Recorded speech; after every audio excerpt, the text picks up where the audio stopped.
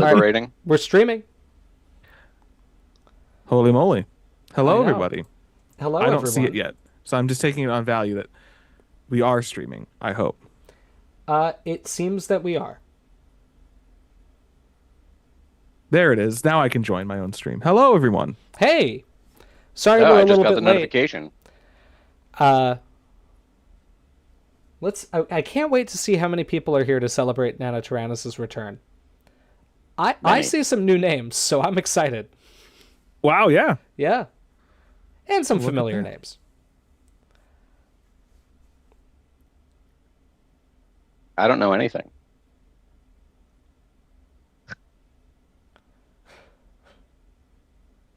Hey guys, good to see all of you. That's a lot of folk. It is a lot of folk. Now I think you'll find, if I've done this correctly, Assalamu alaikum. I think that if somebody donates and we get a Ket's honk sound, I think it will actually play the sound on the stream this time. I think I figured out how to do it. And thank you for the congratulations. Very kind. Yes, extremely kind. Oh, everybody. yeah. Everything you did. Oh, I'm saying it's kind of them to I congratulate know. James. I'm happy for my friend. You're not allowed to be that, Dalton. I'm filled with righteous envy I mean, aren't we all? and But support. we keep that inside. That is true. I Yes, need to and, remember how many global objectives to put and now out. Amelia is typing this in chat just to make sure that everybody remembers. But given the topic of this stream, one thing that we want to make clear right at the beginning is our channel rules are still going to apply. And so, we're not going to like gossip about people or things like that, right? We're going to talk about the research, of course. Did the honk happen for you guys? Thank you, Northeast 1776. Thank you indeed. I have the stream muted, so I did not hear any honks, but I didn't hear a honk, but I'm also muted, That's which I just realized. no honk? Throws phone, breaks. No honk. That's very sad.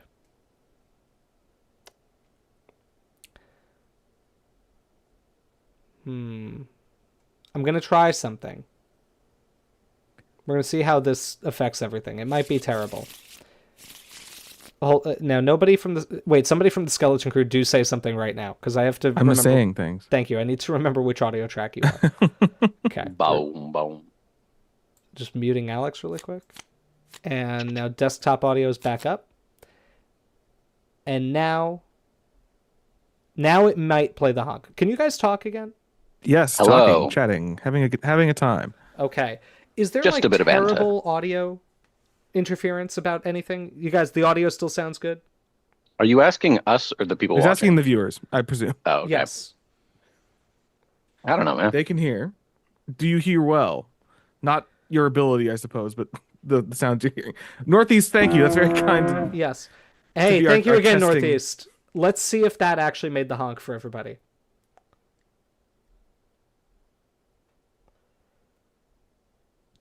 Oh, apparently And Luigi Did is you get here. you got the honk? There we go. There we go. Honk. That's what Okay, we it wanted. worked. Great. Thank God. Okay. We've already had a question on if we can provide a PDF of the paper because some people are having difficulties getting it from nature. Yes, it's been very difficult to access for a lot of people. We can't post it because of the terms of authorship for me. I'm not allowed to post it somewhere publicly. But I can share it directly to people, as can theoretically another person who has the PDF to somebody else. Like, I'm not allowed to archive it at an open place where you can download it. And so that's just what I'm going to do. But I think there are probably people in chat who can manage a direct share via a DM or something like that. Maybe even a fellow crewmate, but probably Taylor McCoy, who I see is in chat and I know would be perhaps happy to help us out with this. We've got a lot of questions coming in really quick, and so we're going to try to answer them pretty quickly. I'm going to just scroll right now.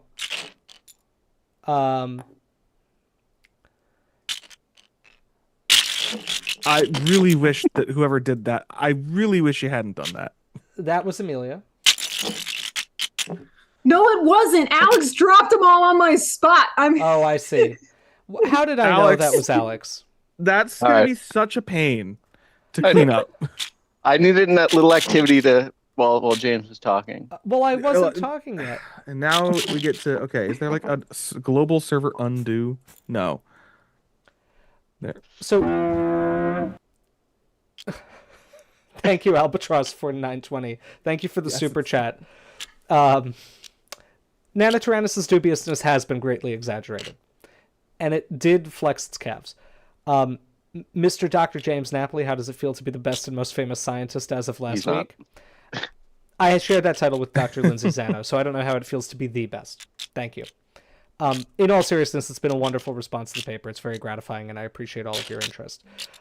We've got a few comments asking about whether the paper will be open access at any point. I think that is still a consideration that Lindsay and I are making with the publication. The simple answer is that publishing open access costs a lot of money.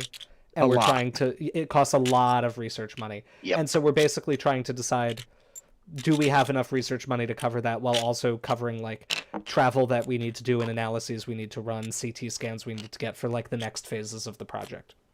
And so we're going to have to make that determination down the line. It will be much easier to access it for anybody at a university or school once the final typeset version is put up. This is what's called an AAP publication, which means that this is the accepted manuscript. It has not been fully proofread by Nature's editors. I've proofread it, but Nature's editors haven't.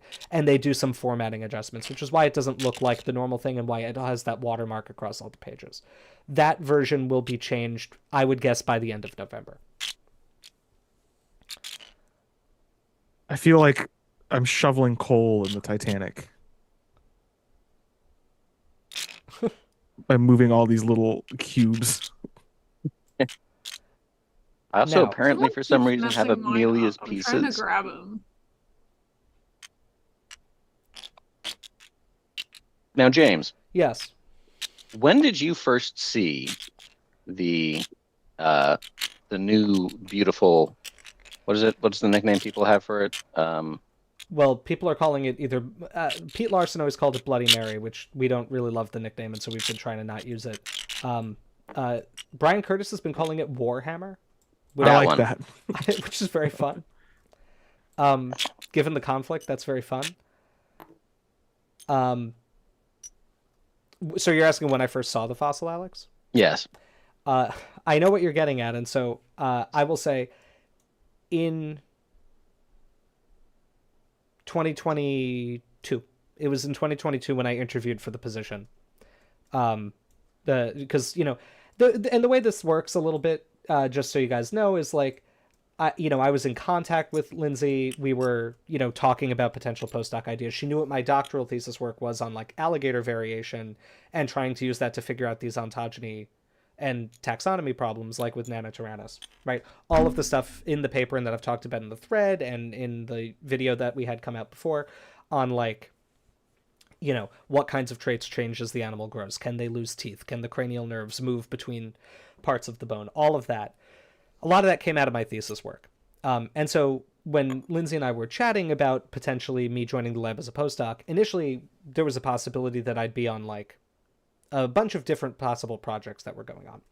And it became pretty clear to both of us quickly, I think, that it would make the most sense for me to be a postdoc on Dueling Dinosaurs. So then she brought me down to like meet the lab, make sure that I wasn't a jerk, right? Like have me interact with all of the lab mates and make sure that I, didn't say anything horrible or treat them poorly or anything like that, and talk with her about what the project might look like and how we'd partition out what the work would be. And then she also showed me the specimens. So that was what we did there. So Alex, my answer is 2022. When did you first see it, Alex?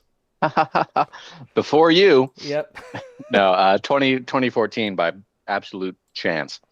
You saw it when it was at Sotheby's, right? Or Yeah, I saw it when it was auctioned at Sotheby's. I walked by it with my mom. We were walking back from the American Museum, funny enough. And there was just a big sign where it's like public fossil thing. I'm like, okay. And Pete Larson was there. I'm like, oh, I wonder if that'll be important in the future. And here we are, It was. 12 years later. Readers, it was. Briefly, just so we can Don't do kick math. off. Don't do the math on that. I'm exaggerating for fun. Just to kick off the game so that we can kind of get the flow of it going. Just a reminder to pick one of the personal objectives that you've been dealt to pursue and discard the other one. And then James, I've given you the turn rat because you have the most recent holotype among us. Oh, thank you. you. So you can start. Well, thank you very much. You're very kind. We have a lot of good questions. We do. And one thing I want to remind you is these questions are coming at us faster than we can answer them. I will probably not see questions intended for me. We're going to try to keep track of them. Obviously, the best way to make sure we see it is to super chat so we get the audio notification. But knowing that can't be done for every question, I felt dirty doing that. I'm very sorry. I can't do that again. I just felt a part of my soul die. But just if we're not answering your question, it's not that we're trying to avoid it. We're just not seeing it. So you can keep repeating it. It's not a problem. It helps us remember that we need to get to your question. But do try to give a little bit of a gap between. Yes. Yeah. Give us a few minutes. It takes at least 15 minutes for us to answer a single question. You know that. So Dalton, we're supposed to keep one. Yeah, one of the personal objectives. Okay. I'm going to do that. What do I do with the one I don't want? Discard it back into the pile of personal objectives. And so I draw 2 field expedition cards and then discard and do one of them, right? Yes, that's correct. Okay. Ooh. So the one I'm not doing is the Morrison formation because I'm going to mimic Alex and I last summer and try to find fossils in the Nugget Sandstone. Now, let's hope I don't short-lived let's hope I don't mimic that too much. Me as well. Uh-oh. Well, they're museum specimens, I guess. Okay. Oh, I forgot to set up the museum. Hang on. Okay. I was like, oh no, I've mimicked it. The museum. There's nothing in the museum. I just need to make sure. I think it's. Oh, I can't. Oh, why can't I zoom in on the manual? This is quite annoying. All right. Wow. So I've got a question. Holy moly. So I see there's a few questions right now. I'm going to take Kevin Creams first because this is a fun part of the story, which is asking, James, when did you realize what you were going to have to do with Jane? Not very long before we started writing the paper. There were kind of 2 moments. When we went to the Burpee Museum of Natural History to study Jane, which, side note, especially because I know I met some Skeleton Crew viewers there, so I want to make sure they know how much I appreciated the time there. The Burpee is a phenomenal place to do work as a paleontologist. A lot of small museums are not always great at supplying research access to fossils just because they don't have the resources to get stuff off display and handle all of that. And the Burpee Museum has been one of the most open and welcoming places I've ever worked. I want all of the real bones of Jane off the mount so that I can study them. And when I got there, everything was on a table waiting for me. There was never any discussion of, no, we're not going to do that. We don't want to, anything like that. And I know it was hard, and I know it took the folks working there a while. So anyway, I appreciate that very much, and I really, really enjoyed working at the Burpee.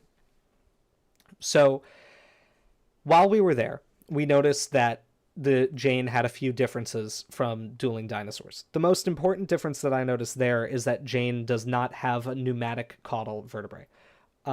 Oh, and I need to draw a trace fossil, and then I will pass the turn rat. Very sorry. Here you go. That's okay. Alex. So, Dueling Dinosaurs which one specimen. Of these is the field? That's the one where I am. Dueling problem. Dinosaurs specimen has pneumatophores, or pleurocoels, or whatever you want to call them, on its proximal caudal vertebrae. So, the first few vertebrae. How many do I get from paleontology? Have an air sac in them. It's small, but it's there. You draw 2, pick 1. And then we realized that Jane did not have those. Hey, I'm so sorry, Dalton. Just right click and hit draw. Thank you. Blue Cheese Neutralist. Thank you for the super chat. Thank you very much. And the question. I'll get to your question right away as soon as I finish this. And so the So Jane not having air sacs in its tail vertebrae immediately to me was like, uh-oh, this seems like that could be a problem. And I consulted with one of my colleagues here at Stony Brook, actually, Drew Moore, who's an expert on vertebral pneumatization in birds. He's studied that quite a lot. And I asked him at one point, much later on after I joined Stony Brook here, whether he thought that would be something that would vary within species. And he said, no, I don't think that it would. And so that was kind of strike two. And then strike three was when we finally got CT data that I could analyze for the Dueling Dinosaurs skull, and I extracted the palatine bone. We found that the palatine of the Dueling Dinosaurs had that forward burrowing, what we call the rostral pneumatic sinus or recess.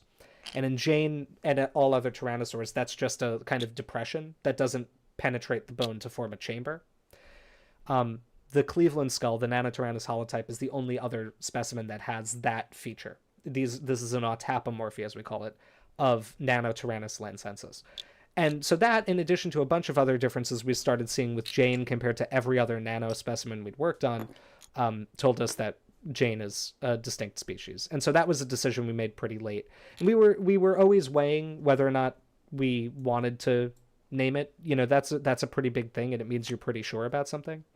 And so we waited until we had done enough studies to show, like, well, in all of our phylogenetic analyses, Jane does not come up in the group that all of the other Nanotyrannus specimens come up in.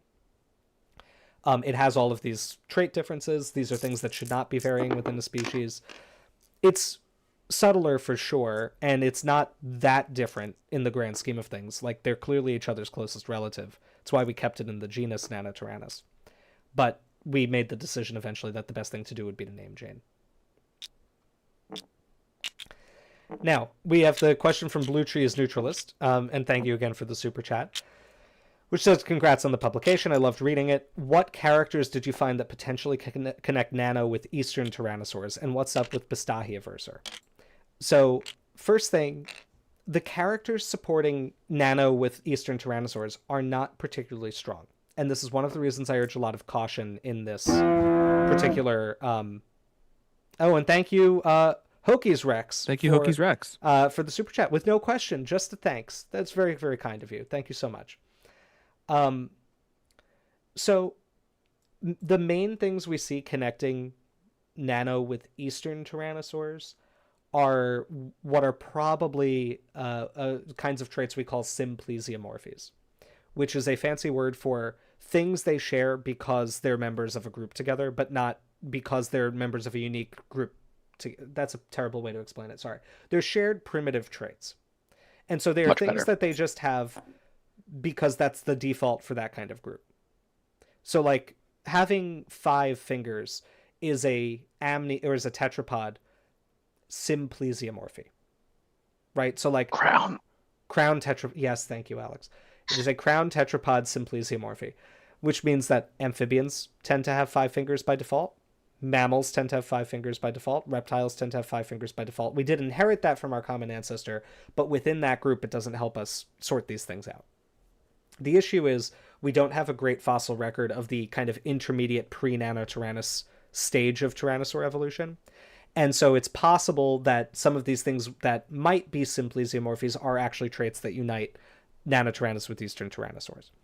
And I want to note that this is probably why our parsimony analyses don't find that group, because there are not a lot of unique traits that they actually share to the exclusion of other things. The Bayesian analysis is factoring in how old they are and is saying, well, if they all have these traits and they're all from about the same geologic age, they probably form a group. It affects the way that the models of evolution are determined. Whether that's more or less likely is, this is a philosophical debate. The main thing that makes Nanotyrannus look like like Dryptosaurus is that it has big hands, although Dryptosaurus's arms and hands are way bigger.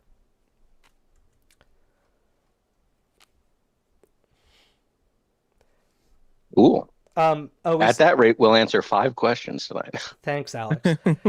And so why is it called Nanotyrannidae instead of Dryptosauridae? Shouldn't Dryptosauridae have priority? There's a few reasons. One, Dryptosauridae doesn't have like a true phylogenetic definition. We're following the conventions of the Philo code. And so basically Dryptosauridae is only defined as being a family level group that includes Dryptosaurus. And, we could, and probably, there's an argument to be made that we should have not put Dryptosaurus in the Nanotyrannus.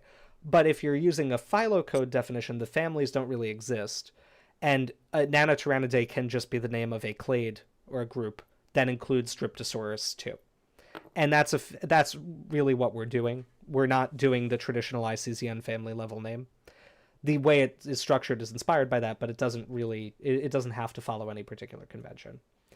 But yes, Dryptosauridae, if we're considering it an ICZN family level group, would include Nanotyrannus under the situation of one of our 8 analyses. And that's the other thing, is 7 of our 8 phylogenetic analyses don't get them in a clade together. And so the better thing to do was name Nanotyrannus and say, hey, it's possible that there's some weirdness with where Dryptosaurus is going to go. But we don't really have a good sense of that. I think a lot of this is like, a lot of the discussion about the name has been based on the one topology that everybody's talking about, whereas 7 of our 8 analyses don't get that result. And so right now, the bulk of the evidence is not sitting with Nanotyrannus being an Appalachian species that immigrated into Western North America. And I think that's important to remember. I would, yeah. For those who don't know, I'm not James Napoli. He's not. But I'm also a paleontologist. We're all paleontologists, in case you're new to the channel, because none of us introduced ourselves for the stream. But James is mentioning something that's kind of important here, which is often when you see trees published in papers and you're not someone who's super familiar with the field, it's like, this is where they're saying it goes. This is the true position or something. And often what are published in papers are a collection of trees. When you're looking for these evolutionary relationships, you're finding either the shortest tree, but it's often there are a collection of shortest trees, or a tree that has a high likelihood based on some prior evidence. Yes. So James published a number of trees. Sorry, I just want to briefly ask a question. Dalton, do I have to discard a card now that I've collected from the specimen lab? Let me double check that rule. Also, I think you don't have to. I accidentally drew one card too many, so I'm going to put it back. He's cheating. Okay, put that one back. I forgot I was the field assistant. Sorry. Let me see. Discard one. You must discard a specimen of your choice. I must. It does not have to. It does not have to be one of the ones you just drew, but you must discard one. I will do what I must. Anyway, that's kind of the gist of it. Sorry. It's just that often when you have a paper like this, there are several topologies that are interesting to discuss, and they may not all put your animal in the same spot. Right. And our choice with this paper was saying, well, let's show effectively the 2 most different topologies we got in the main text. Every tree that we got is in the supplement. And by the way, the supplement is freely available. So anybody can look at the supplement, just not the main article text for free. We've got a new super chat from Danny. Oh, do we? Oh, yes, we do. Yes. Danny asks, on the possibility of nano maybe coming over from Appalachia, could there have been greater species interchange when the seaway started drying up, if that's the case? A possible Allosaurus origin being eastern, for example. It's very possible other species were coming over. There's very little evidence for it yet, which is one of the reasons I want to express some caution. Is it would be kind of weird for a biotic interchange to first be evidenced by a theropod, just given their rarity. Yeah. I'm going to just briefly swap because you put your grad student out. So sorry. You haven't unlocked them yet. My apologies. No worries.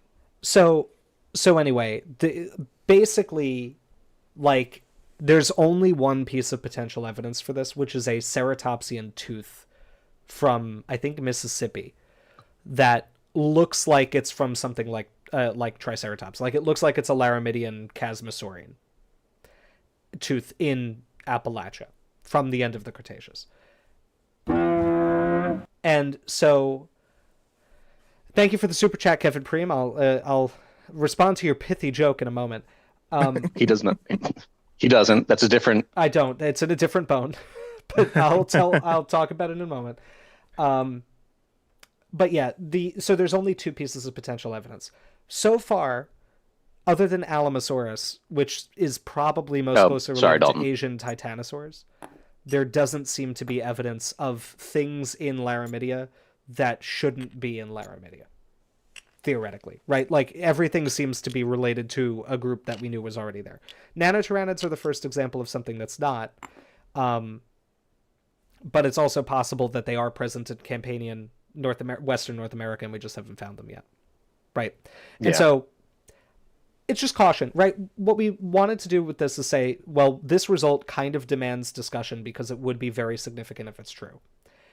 It may be borne out in later studies, in which case it's very interesting, but it may not be, and that's okay, right? You know, we're not saying that this is right, and I've been slightly perhaps frustrated at how many science communicators are now just saying like, oh, and now we know it's from Appalachia, because I've been, both in the text and in pretty much all my like discussion of the paper online, I've been like, this is a possibility that our paper has shown. It is not the truth right now, and we don't have enough data to test it robustly. And so like, we just don't want to get carried away. Yes. Very good. I would also say that paleobiogeography is very hard to do. Yes, it is. Because the fossil record is it complete or is it incomplete? I can't remember which one it is. I don't remember. Yeah, I don't remember what we say about that. It's incomplete, and these dispersals can happen really, really, really fast. And we actually don't have a super great idea on like the configuration of like, we know where continents were and we know where shallow seas are, but if you look at like maps of coastal regions, barriers to like dispersion can come and go in ways that we wouldn't necessarily think of in the fossil record. So it's like really hard to pin down when exactly something like that could be happening. It definitely happens, but like, it's just, oh boy, is it tricky. Yeah, absolutely. Amelia, are you going to take your turn? Is Amelia here? Yes, I asked the question and no one answered. So I didn't see the signal. I just got the screens open. Amelia, your paleontologist can bump. Your field assistant can bump another field assistant. Your paleontologist can bump anyone. Okay. Oh wait, I have to bring it home first. Never mind. Yes, but you get a white cube for bringing it home. Yep. Cool. Also, I saw a question. Actually, I'm changing my mind. I'm not bringing him home yet. Yeah, I am. Never mind. There have been several questions that I think we can answer in one lump. Mm-hmm. Yeah. If forgive me, viewers, for summarizing, and so you're not. I can't credit everyone who wrote it, but many people have been asking about, you know, what are the implications now for what we understand about juvenile T-Rex? Yes. So, like, are there any juvenile T-Rexes that we know about? Do we still think they would have been long-legged, kind of like similar lifestyle to Nanotyrannus? What about like competition between Nanotyrannus and juvenile T-Rex, and what does this mean for ontogenetic niche shifts within Tyrannosaurus Rex? That's a great question. None of what we previously thought is right, is the short answer. Which hasn't that been a tough secret to sit on for? I have been. Do you know how hard it is to be doing a paleontology SciComm channel and to be sitting on something absolutely, you know, earth-shattering for a large percentage of people in the field and just not be able to talk about it? It's very, very difficult. And we've had to edit out a lot of discussion about this animal over time. Dalton, I'm sorry, quick question. Mm-hmm. How do I exchange cubes for things?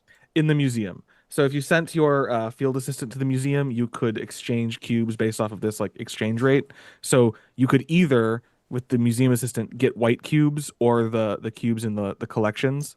So you can exchange. I would like a white cube. You can turn in 2 greens for 1 white. Fabulous, thank you. Or 4 for 2. That's just the ratio. It's not limited to 1. Well, I have a full set. I might as well do 4. So yeah, now you get 2 white cubes for that. So I want to address the kind of summary of questions here. So first of all, with Nanotyrannus and its like potential ecological overlap with T-Rex juveniles, one thing we say in the paper is that Nanotyrannus has... Oh, thank you, Pacer Saturdays 1317. Thank you. I don't know why the honk isn't coming through, but thank you. And I will take your question in a moment. And also, I want to thank Jonathan Smith for the super chat about Mississippian ceratopsian teeth. Thank you. Yes, thanks. So we note that Nanotyrannus has longer legs for its body size than any other known tyrannosaur right now. And so this seems to be a specialization of its lineage. Curiously, this is also not seen in the Appalachian tyrannosaurs we currently have, to our knowledge. So we don't have evidence of like exceptionally long legs. So there is no real reason to think that T-Rex would have had exceptionally long legs like Nanotyrannus as a juvenile. Probably based on the scaling that we see as tyrannosaurs grow up, its legs would have been proportionately longer than they were when it was an adult. And so it would have been a little bit faster. But that's the way animals work in general. Most animals have leg growth with negative velometry, which means the leg length becomes smaller relative to the body as you mature. Right? Think about like a gangly fawn or something like that versus an adult deer. It's like the legs are just proportionally longer. Or a lanky teenager, for that matter, right? So in terms of that, we don't really have any reason to think that T-Rex juveniles would have been like exceptionally fast running. They would have probably been faster than their parents. We don't really know that much about juvenile T-Rexes right now. There's at least one specimen in a museum that's been described. It's the LA County Museum specimen. It's the intermediate one in their growth series on display. I forget the specimen number offhand. But it was once made the type of a species called, quote-unquote, Dinotyrannus. Dinotyrannus megagracilis, which is a name that existed. The terrible tyrant who's both big and slender. Exactly. I'm going to interrupt briefly. Slim. Yes. I sent my dude to the field. Okay. And I drew I draw 2 cards, right? Yes, and then you play one and discard the other. I play one, and then for the other, I roll one of the dice. Or no, so you pick whichever one you play, and you roll the dice for that one. The other one you just discard and don't use. Okay. So I'm gonna play that one. Yeah, so you just roll 3. There we go.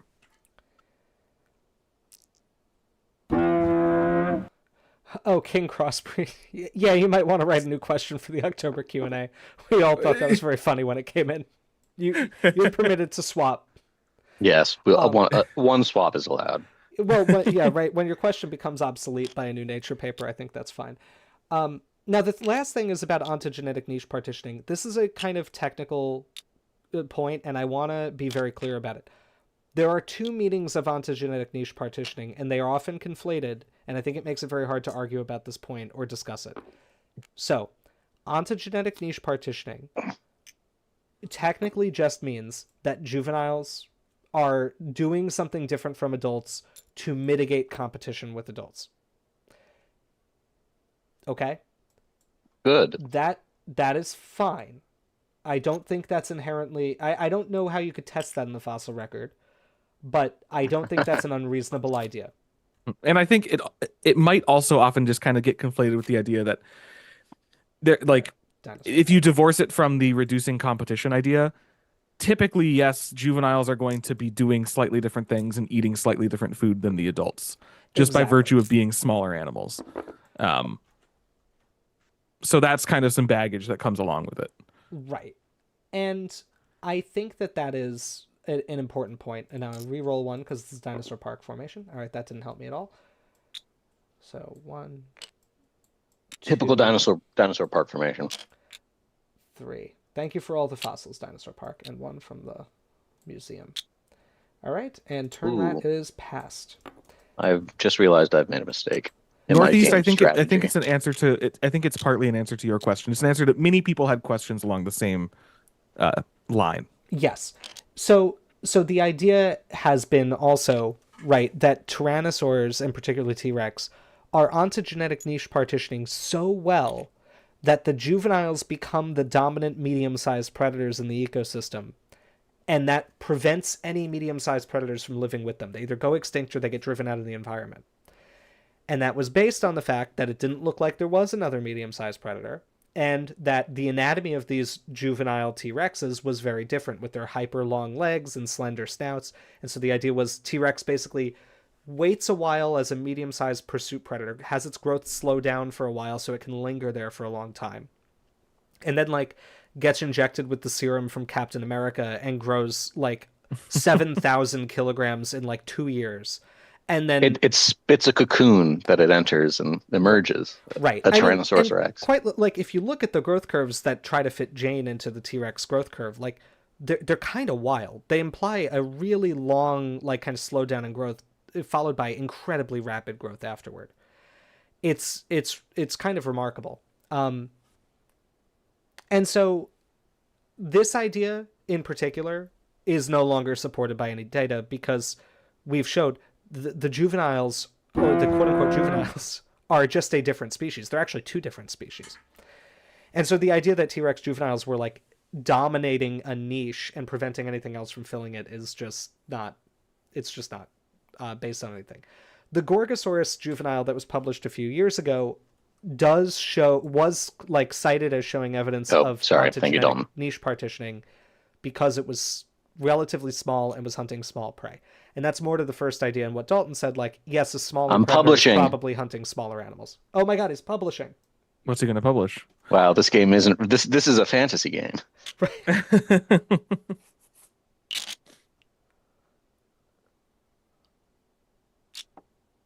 This is for that one guy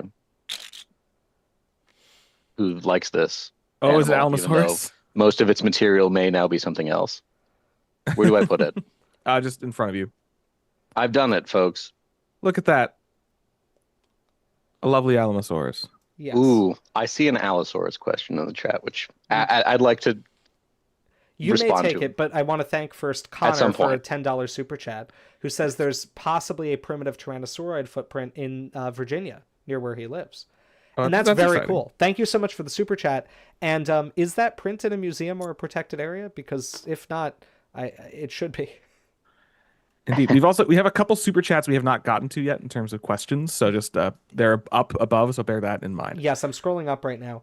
So the teenage T-Rex niche thing from Northeast 1776 entirely depends on the assumption that T-Rex wouldn't care for its youth, or am I misunderstanding? Yes and no. I think it stems from the idea that, like, at some point the T-Rex youngsters would have become independent.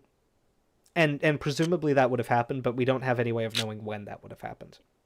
And so this isn't about, like, the very young babies that the parents probably did take care of. But the idea was, like, yeah, when they're teenagers, they kind of move out and they do their own thing as small, speedy predators before they mutate into the adults under that hypothesis. I'm not a particular fan of this hypothesis, as you can tell from my comments in this stream and the discussion section of our paper. I have the paper you published. Yes. Which, speaking of, I have just published Tyrannosaurus. Hell yeah. Now, Pacers Saturdays 1317 said that... so you think in that episode of Jurassic Fight Club that Nanotyrannus hunted and killed young T-Rex, and have any of you been to the Dinosphere at the Indianapolis Children's Museum? First answer is probably. Modern predators are not... Modern predators pretty commonly go after the young of competitor species. And so, like, we don't have any direct evidence of this yet, but it doesn't seem unreasonable to think that Nanotyrannus may have tried to hunt down baby T-Rexes before they got big enough to be a threat. And T-Rex probably did the same thing in reverse, right? And this is the thing you see in, like, even documentaries about African wildlife occasionally. I remember one where I want to say it was lions that were, like, targeting and trying to exterminate basically a group of leopard cubs while the mother leopard was away hunting. It may have been the reverse. Right, but I mean, this is a thing that predators do occasionally, so I don't think it's impossible. Alex and I have been to the Dinosphere at the TCMI. One of the most surreal experiences of my life. Yes, because we went there. Not because of, yeah. We went there to see the eclipse. I was driving back from another museum visit, and James talked me into going. He's like, "You should come down. You know, it's on the way." And I'm like, "Oh, I don't know if there's anything I need to see there, but they have some mores and stuff. Okay, I'll go check it out. And like I realized planning it, I'm like, oh my God, it's in the path of the eclipse. Yeah. Pretty cool. It was an The amazing eclipse. experience. And I love that institution. And they have, I got to see Draco Rex, I think, right? Oh, Is cool. there? Yep. Yeah, I Draco think it Rex is. there, yeah. Uh, Were you in the middle? Yeah, anyway, so yes, Indianapolis. And we had I remember having a good waffle and a cup of coffee somewhere. you had a Waffle House, right? No, this was not a This Oh, was okay. not This that's was not not a where the waffle. good waffle happened. that was at 2 a.m. I see. And I'm going to the library with my field assistant. I'm teaching him to read. Read. That's beautiful. There was one more super chat to get through, and then we've had some questions about thoughts on Tyrannosaurus macraensis. So I see those. Yes. There's actually now there's 2 super chats. So thank you, Dr. Terminator. Yes. Or Terminator. But prior to that, we had a super chat question from Dark Moon Evie, who asks, "Is it ever too late to start school for a paleontological field? I'm in my earlier 30s." No. No. Not No. at all. I would just say it's always kind of the same advice we give for anyone looking to maybe go to school for it, which is just you have to consider your life situation and what you can feasibly do without putting yourself in like financial jeopardy. Ruin. Yeah. Yeah. But My turn. Sorry. But if that consideration is solved, if those considerations have been made, it's definitely never too late to start. It's not too late. Yeah, Right. and I just want to emphasize, this wasn't someone who was in paleo, but like the range of ages of other students in the PhD program at the Gilder School where I was all over the board. Like myself and another person were tied for youngest at like 24 or whatever it was when we started, but there were a couple students who were in their 30s, 40s. We even had one guy in his 50s. So Yeah. it's never too late for grad school. No, my mom went back to grad school in her 50s. She had always wanted to be a scientist and for various life reasons didn't do it. She's a neuroscientist now. And like she's done well. We're actually both faculty members at Stony Brook, which is very fun. We're in different Bizarre. departments, of course. It's very sweet and nice, but it is also sometimes when people like, "Oh, I met your mom on campus." I'm like, I'm not surprised. That's actually what I would expect to happen occasionally. I'm playing the Kayenta formation. Oh, exciting! Good luck. And Amelia, you raised a good point that there was the one super chat asked about Bistahia versor, and I don't think we ever addressed that. Oh yeah, what's going on with it? Well, my analyses say it's an Albertosaurian, and lump it in with some things that are considered to be teratophonians, which aren't consistently one group in our analysis. So that's kind of what Bista's doing. Bista was for a long time thought to be kind of in a place similar to Nano on the tree. I think what happened is that showing that Nano, like putting Nano's data into the analysis, allowed us to actually get a sense of like what should a more primitive Tyrannosaurid look like, and then that helped show, oh no, Bista's not a very primitive thing outside of Tyrannosauridae. It's just a fairly early thing within Tyrannosauridae. Right. Awesome. Would Nanotyrannus clap when the airplane lands? No, I think it's cooler than that. But it could. Its arms are It long. could do it, yes. It was physically capable, but it But wouldn't. it chose James. not to. Yeah. So for Dr. Terminator asks, for Nanotyrannus lethaeus, what's the possible size for an adult if the specimen's not fully grown? And what's your conclusion for hypothetical size, if possible? Yeah, so our growth models show that Jane probably would have topped out. I'll actually check the exact number we give in the paper, because I realize sometimes I don't remember perfectly, which is not bad, I don't think. Sometimes my brain isn't so good. I'm also sick today, guys, so thank you for bearing with me. I have a nasty sore throat. But I must talk about Nanotyrannus. It simply has to happen. So in our figure 1, Jane, when she died, Jane was 834 kilograms in body mass by our estimate. We estimate that at maturity she probably would have wound up at about 1,200 kilograms. Now that's a lot more than Nanotyrannus lancensis, where the dueler is like gonna top out below 800 kilograms.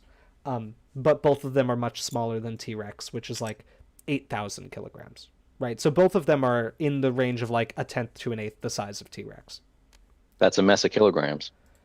It Oh, is. Amelia is published. What'd you publish, Amelia? A hadrosaur, topically. Which one? Lambeosaurus. I don't know. I had to look at it. A cool That's a one. cool I'm one. trying That is a really cool one. hard to move the cubes. Oh, we Okay, have I another published super chat. Lambeosaurus. Headless Ooh, it's Sassar. I know they're not that closely related, but does Nano have a similar niche to Alioramus? We don't really know much about what Alioramus's niche was. They're both fairly lightly built, and so I would guess that probably they're both hunting relatively smaller stuff. But Nanotyrannus is, again, built for speed much better than Alioramus is. And I'm withdrawing my people. So Alioramus is not an animal that's proportioned for speed as much as Nanotyrannus. It's built more like a normal Tyrannosaur. And so totally possible they're both going after similar kinds of prey, but Nanotyrannus seems to be specializing more for pursuit at high speed. Yes. I'm not a curmudgeon. I'm going to be a slight... I'm going to be the channel negative Nandor. I like that. Negative like that Nandor. too. Also, I And get a say that, research token when I withdraw, right? Yes, you do. Okay. Oh, did I? Oh, no, I got kicked out. Never mind. The conception of what a niche is in like ecology is very different than what we're like in a sense of granularity is very different than what we can usually tell in the fossil record. Small predator is not really a niche. Right. I think, and this is, we all love dinosaurs. I think it's just something that's kind of been reinforced is this idea that we know like, oh, exactly what kind of prey most of these animals are taking. And we can make educated inferences. Mm-hmm. And there's, evidence of feeding on certain animals, usually tooth marks and stuff like that. But we really like have only a loose idea of what most of the quote unquote niches of most dinosaurs are beyond like herbivore or, Mm-hmm. browsing herbivore or something like that. There's right. Because in modern ecosystems, niches can become incredibly specific because of that competition, and animals find solutions that we wouldn't really, expect or be able to directly infer from their morphology. That's it. That's all. Thank you, Goggles ESM, for saying this Nano saw a Triceratops and say, nah, I'd win. Yes, thank you for that. That's very funny. There's two other super chats that kind of relate to one another. I think one's more of a joke and one's an actual question. Before I get to them, just curious whose turn it is currently. I've lost the plot a tad. It's my turn. Okay. And then Kyo Disaster asks, I wanted to send some love for several reasons, but since I have time to ask, is the trike with Nanotyrannus in the Dueling Dinosaurs also going to be unique? And then someone asks, why did the lanky medium predator take on a Triceratops? So for the Triceratops, research is ongoing. I don't think I'm going to be a part of those projects with the Triceratops. My part of this is really figuring out the Tyrannosaur with Lindsay. Dalton, I'm not sure what the Sorry, go ahead, Alex. How many white cubes do I get for taking this guy back? You get you take both guys back at the same time, Tight. and you get 1 cube right now. 1 cube. Oh, Yeah, right. one of your little upgrades can give you 2 cubes. So Okay. Turn rat. There have been a lot of rumors about the trike being a different, like Pete Larson wanted it to be a new genus or something. I don't really. My gut is that that's not going to be the case. I think it's just a Triceratops. There's some really interesting stuff with the Triceratops that there will be papers about, but I don't think it's going to turn out to be like a surprise debate ender like the Tyrannosaur was, right? The Tyrannosaur, I think, is the far more scientifically important of the pair, but the Triceratops is also beautiful. But the fact that we're calling it a Triceratops as we discuss it is probably an indication of like the fact that we're pretty sure what's going on. Like the signage at the museum in North Carolina has said until now, here's the Triceratops and here's the Tyrannosaur. Which, foreshadowing is a literary device. But Can I do have we done all the super The super chats? chats. Yes, if you want to do the Allosaurus, No, is we that what actually you're? got several more. Oh no, Sorry. they're so. Oh, I know. my goodness! Thank you Oh, all. So yes, thank you all for the amazing support right now. William Womble asks, oh yeah, this is about why did the lanky medium predator take on a triceratops? We don't know that it did. That's something that research is still ongoing with. Like, is this an interaction that was preserved? We don't know. Is it possible that this is something where their carcasses got washed together? Quite possibly. Was it scavenging a dead triceratops? Possibly. A lot of possibilities. We still need to do some research. And sorry, that field Alex, of paleontology is called taphonomy, and something Yes. that's super duper Very important. important. And we need more people doing research on it. So if you like paleo, maybe taphonomy, the study of how things get buried and preserved, is for you. It's a good field. And then one last thing, which is DBornotDB. Thank you for the super chat. One thing I found pretty cool about the paper was the expansion of Albertosaurians, especially the Asian Jinbeisaurus. Given how fragmentary it is, though, is that a solid position? I would say that I would not be surprised if Jinbeisaurus moves. We did consistently get it as an Albertosaurian, so I'm not going to say it's a weak result because every analysis under different parameters found that. But it's known from very little material, and if more material shows that it's actually something else, I wouldn't be incredibly surprised. Now, Alex, you may talk about Allosaurus. Oh boy. Well, I'm going to answer several questions I've seen in chat in the course of one answer. And you'll do that while I publish. Yes, what are you going publishing? to publish? Well, at first I'm kicking Amelia back. And then Get out of here. I am publishing for 3 green cubes and 2 white cubes. I'm publishing Gorgosaurus. Oh, wow. Topically. Look at that. And that's 4 publications, right? Yeah. Okay. Nice. Oh, is it my turn? I Yes, think so. Alex, while you're taking your turn, not to supersede you, but we've had a couple questions before about Tyrannosaurus macraensis and our Go for it. I'll take my that. turn. Give your answer, young James. We include Tyrannosaurus macraensis in our analysis as a distinct species. I have not seen the material myself yet, and so I don't have a tremendously informed opinion. It is pretty weird for a T-Rex, and it is less destructive for future work to have things that are split out that shouldn't be than things that are combined that shouldn't be.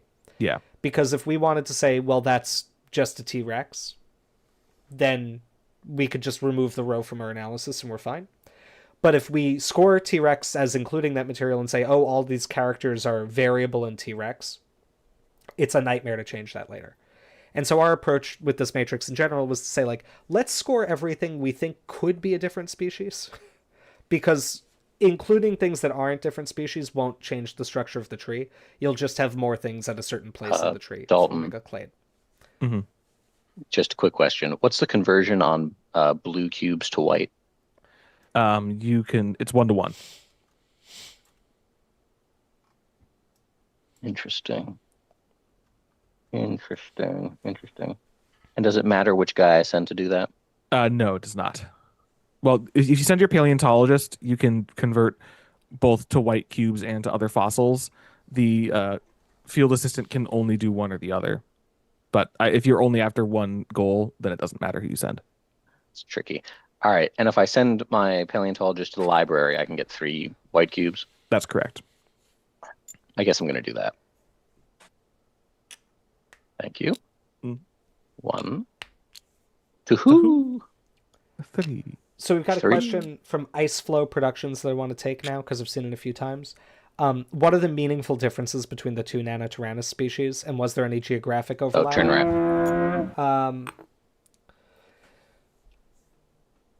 The differences are things you would probably not notice under the skin. So size is one of them. That's a big thing. But the others are like sinus positions, whether the tail vertebrae have air sacs in them or not. Alex is probably mad at me for calling them air sacs, but that's what I'm going to call them for right now. Well, they're just not air. Okay, fine. They're Pneumatic pleurocoels. diverticulae. Sorry. Well, the structures are, fossa. Yes. that are made by pneumatic diverticula. Well, it's a of cavity. Probably the abdominal air sac. Well, I distinguish it from a fossa, though, because it invades the bone as a chamber. It's not just a depression. But yes, it's... I got such a good comment when I published Jungersuchus about the correct terminology of recesses and, assuming pneumatic role, that I think that doesn't matter. Anyway, but and the board game, by the way, Fletch, is Holotype. It's a fun board game that we like to play when we celebrate new species. But the end result is Jane's distinguishing features are not things you would really notice dramatically on the outside. I think as we do more work on skull anatomy, we might find some slight shape differences. But it's not really it's not a dramatic change, right? One of the most interesting things about Jane is actually that she has this prong on the postorbital bone that forms kind of a notch articulation for the squamosal. And this is just weird because almost no other Tyrannosaur has that. That's it's a pretty odd thing to have. So it's a reinforced slot basically that the squamosal can fit into instead of them just meeting each other along a scarf joint. But that's again not something you'd see externally. Nano is the guy who says he could fight a bear. That is true. Thank you, the King of Dinos, 8518. Neat. Okay. Yes. Now, Alex, do you want to talk about Allosaurus? I would love to just talk a little bit. Well, I'm going to use this as a way to answer a few, not address, that seems too severe. Discuss some things I've seen mentioned in the chat. So there was a little discussion about whether... Alex, you cannot talk about Allosaurus. I have published Thescalosaurus. Oh, okay. Continue. You have been stopped. Anyway, there was a discussion earlier where someone was asking if I think Raptor Rex is a juvenile Tarbosaur or something. And in the discussion, I saw someone was like, well, we don't know what stage it's from, so we can't be sure. Which, true. I don't know anything about the anatomy of those two animals, so I'm not going to attempt to answer that question. But I think it is relevant to kind of the wider point of the nano research that to either refer material to or extricate material from a known taxa, you need robust characters. Because two animals... What are you doing? An erosion event. What does this do? Well, it means that I have to do an action anywhere else, and then we reshuffle all the lithologies. Well, you did it as a twofer, right? When you drew two. I think you can choose. Oh, to not do it. Well, let me see. I think we might always have to reshuffle, but I need to see what the ruling on that is.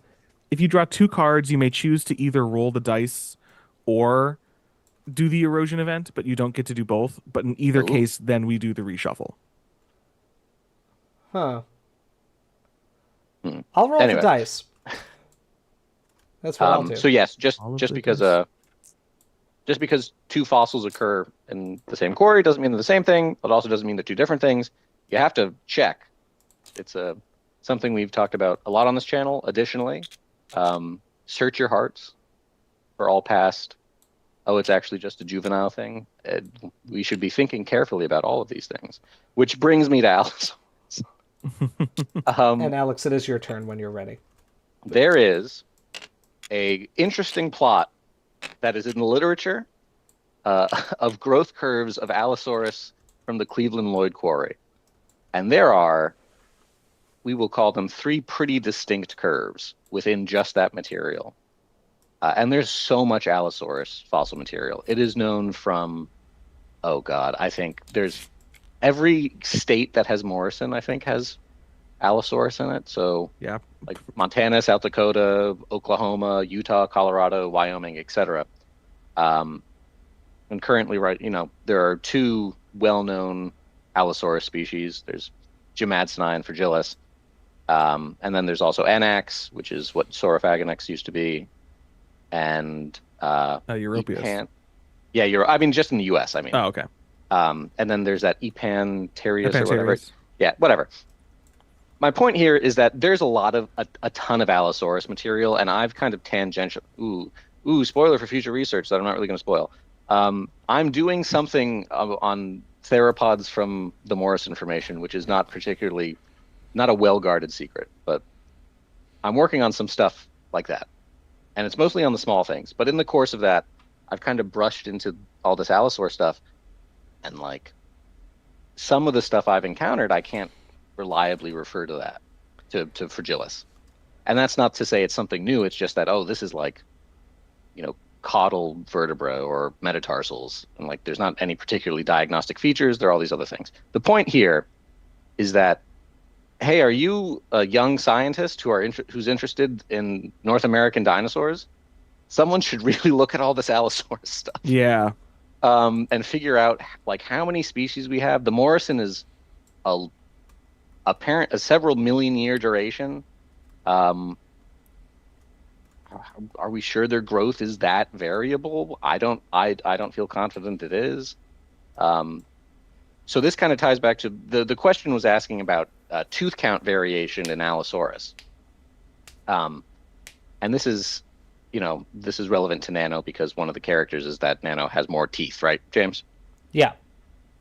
And that tooth count doesn't vary during ontogeny, as it grows, so to speak, like that. Which James also demonstrates with his cool alligator paper preprint, which everyone should read. Go read it. Thank you. Metrics go burr. Something that I don't know if you said this stream or in the other video. Tooth counts can vary a little bit between individuals, like one or two, like one position, right? I think is something you've said. What we observe in almost everything is there's like a most common number, and you can have one more or one fewer. Mm-hmm. Yeah. So it's possible some of the variation in Allosaurus, like dental tooth count, could be that. More extreme variations, maybe, hey, maybe that's something we should look into too. Hmm. Anyway, so that's my Allosaurus answer. Thank you for entertaining Morrison Theropod time. Dalton and I are Morrison gang. James doesn't know anything about it. No, I'm kidding. No, nothing about that. He's not. Morrison. He's definitely not on the paper. Also, he's not on the. Definitely not. Dalton, be quiet. It's mine. You can't have everything. Not fair. Now we've been asked about whether hold on one second. Oh, yeah, so, okay, a few things. Nathan Zhao 9662, do we have any way to tell if a specimen is the last common ancestor of major clades and not a related stem taxon? Amelia said no in chat, but we do. There's a very simple prediction. Oh. Sorry, Amelia.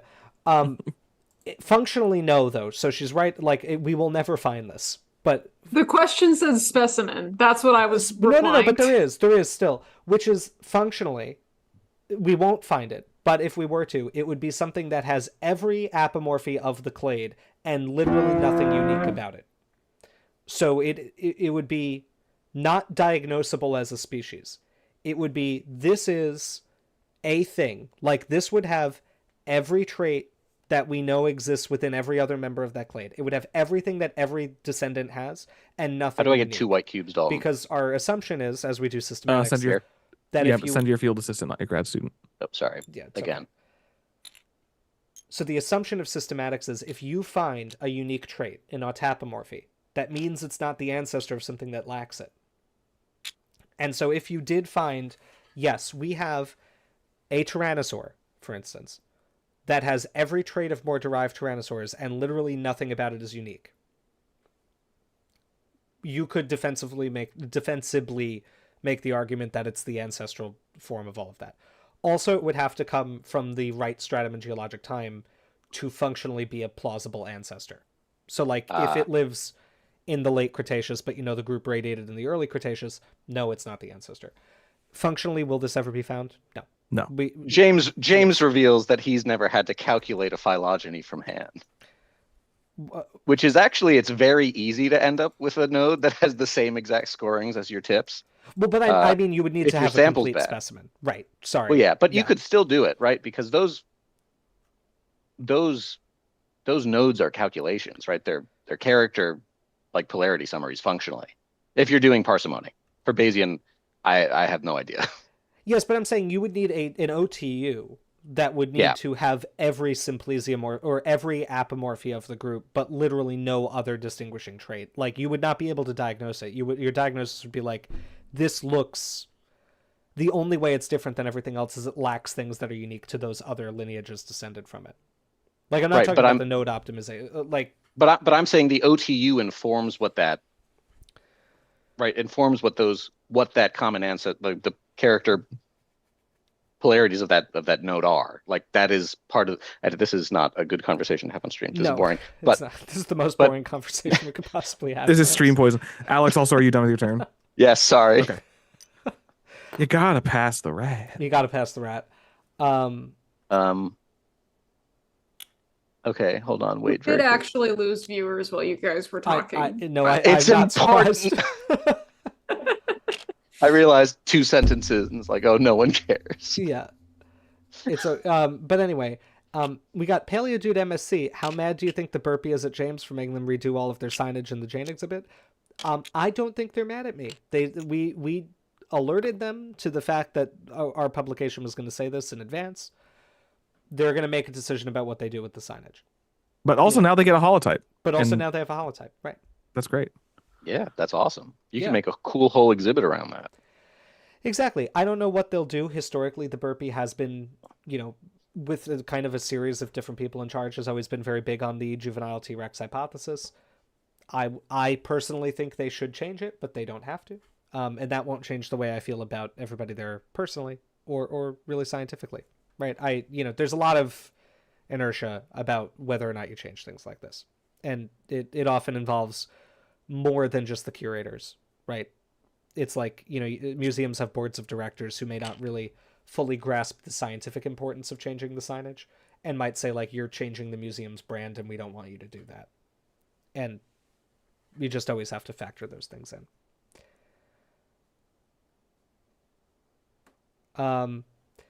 Sir Blamison has asked, would I rather publish one taxon to end a 100-year-long debate or publish 100 taxa to end 1-year-long debates? I guess the second one, because I'd have 100 new taxa names. Yeah, I think that's the. I'd like to become the person who's named more dinosaurs than any other human being. That would be great. And thank you, Flute Plume.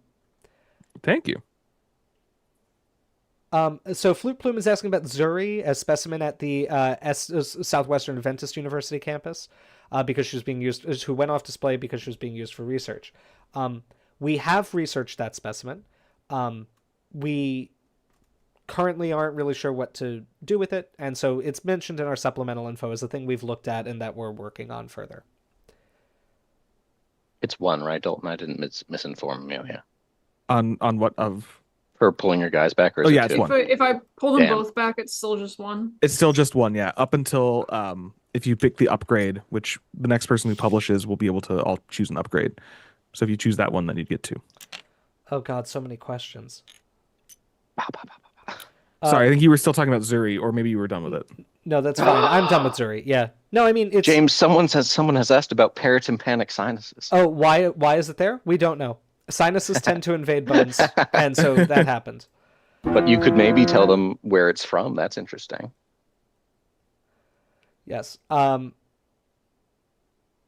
not? Okay. Oh wait. Where are the paratympanic sinuses from? Yeah, just like a fun anatomy Oh thing. yeah. Well, so they're from the middle ear or the inner ear system, right? So they're actually outgrowths of your like tympanic cavity itself, right? These are like effectively giant outpocketings like your eustachian tube or something. They're not actually the eustachian tube. That's a very particular thing. But they are actually outgrowths of the ear system itself. And it looks like in Nanotyrannus and a few other Tyrannosaurs, well, at least Daspletosaurus horneri, some individuals,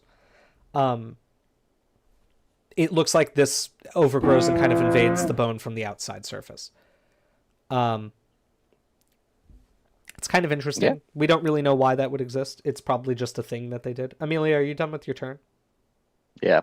You have Sorry. in Pass skulls the rat. generally you have, well, in reptile skulls I actually don't. You have 2 directions of sinus. There are your paranasal sinuses and then your paratympanic sinuses. So paranasal are sinuses that emerge from the nasal epithelium in the front of the face.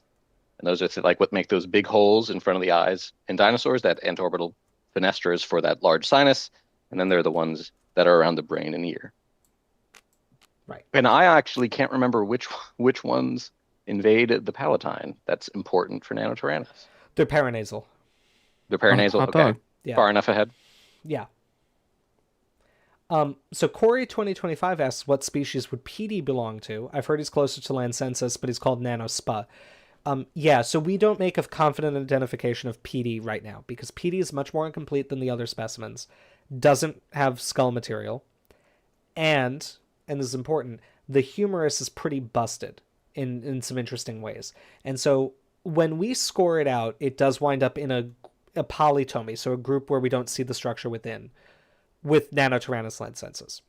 But when we really go through it, we can't like empirically determine, based on the characters present in PD, obviously which species it should belong to. And there are some ways it's different than the Dueling Dinosaurs specimen. And so we just said we would need more information to be able to place this. And so we're saying this is a Nanotyrannus, but we don't know what species it is. And that's called being cautious. And I forgot to pass the turn rat when I finished my turn. Sorry, Alex. This is a good time to. I think the last time I used it was when you were here. Josiah's in chat. Hi, Josiah. Yeah, yes, Oh if my my God. pull-up bar gets much use. I can still do more than you. You can do more than me too.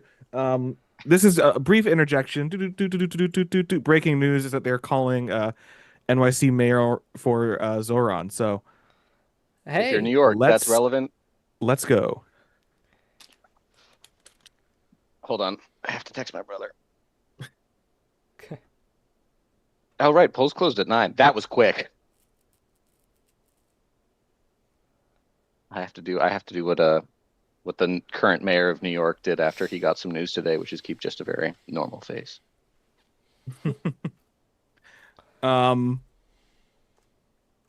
me see.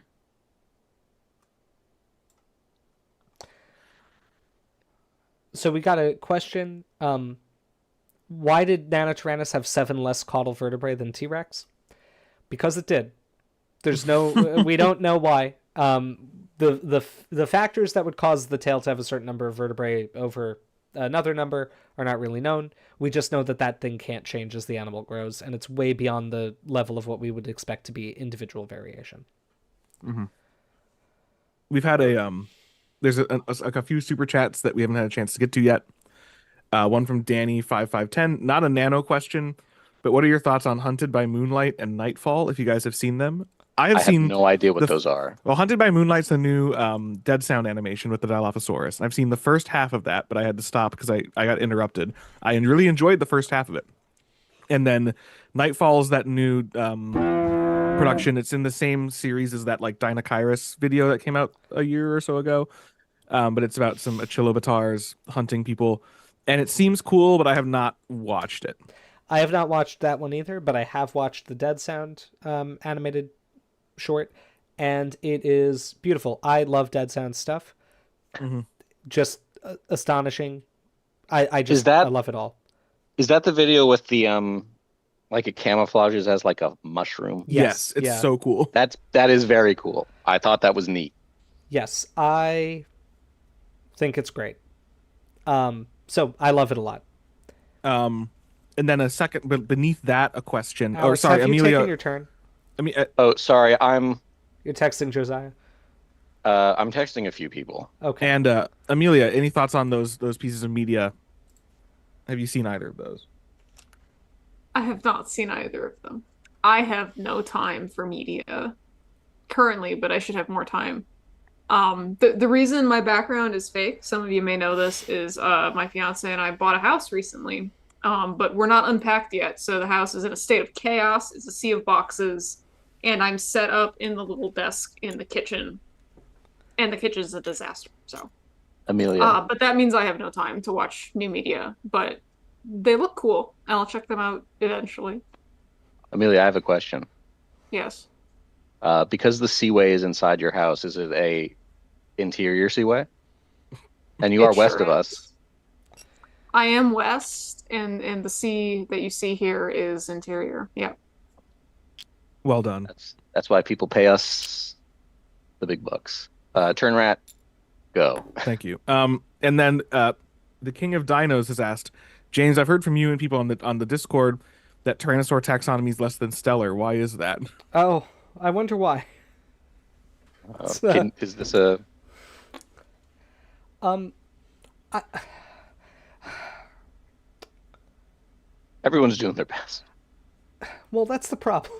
Is that they're not- See, I knew you couldn't say this is like you. I don't know if you should talk about it because I don't know. I mean, I think it's just that it has not been. It has mostly proceeded under an assumption that ontogenetic variation can explain almost anything, and we now know, especially after my Croc work, which I think was important to do to establish these things.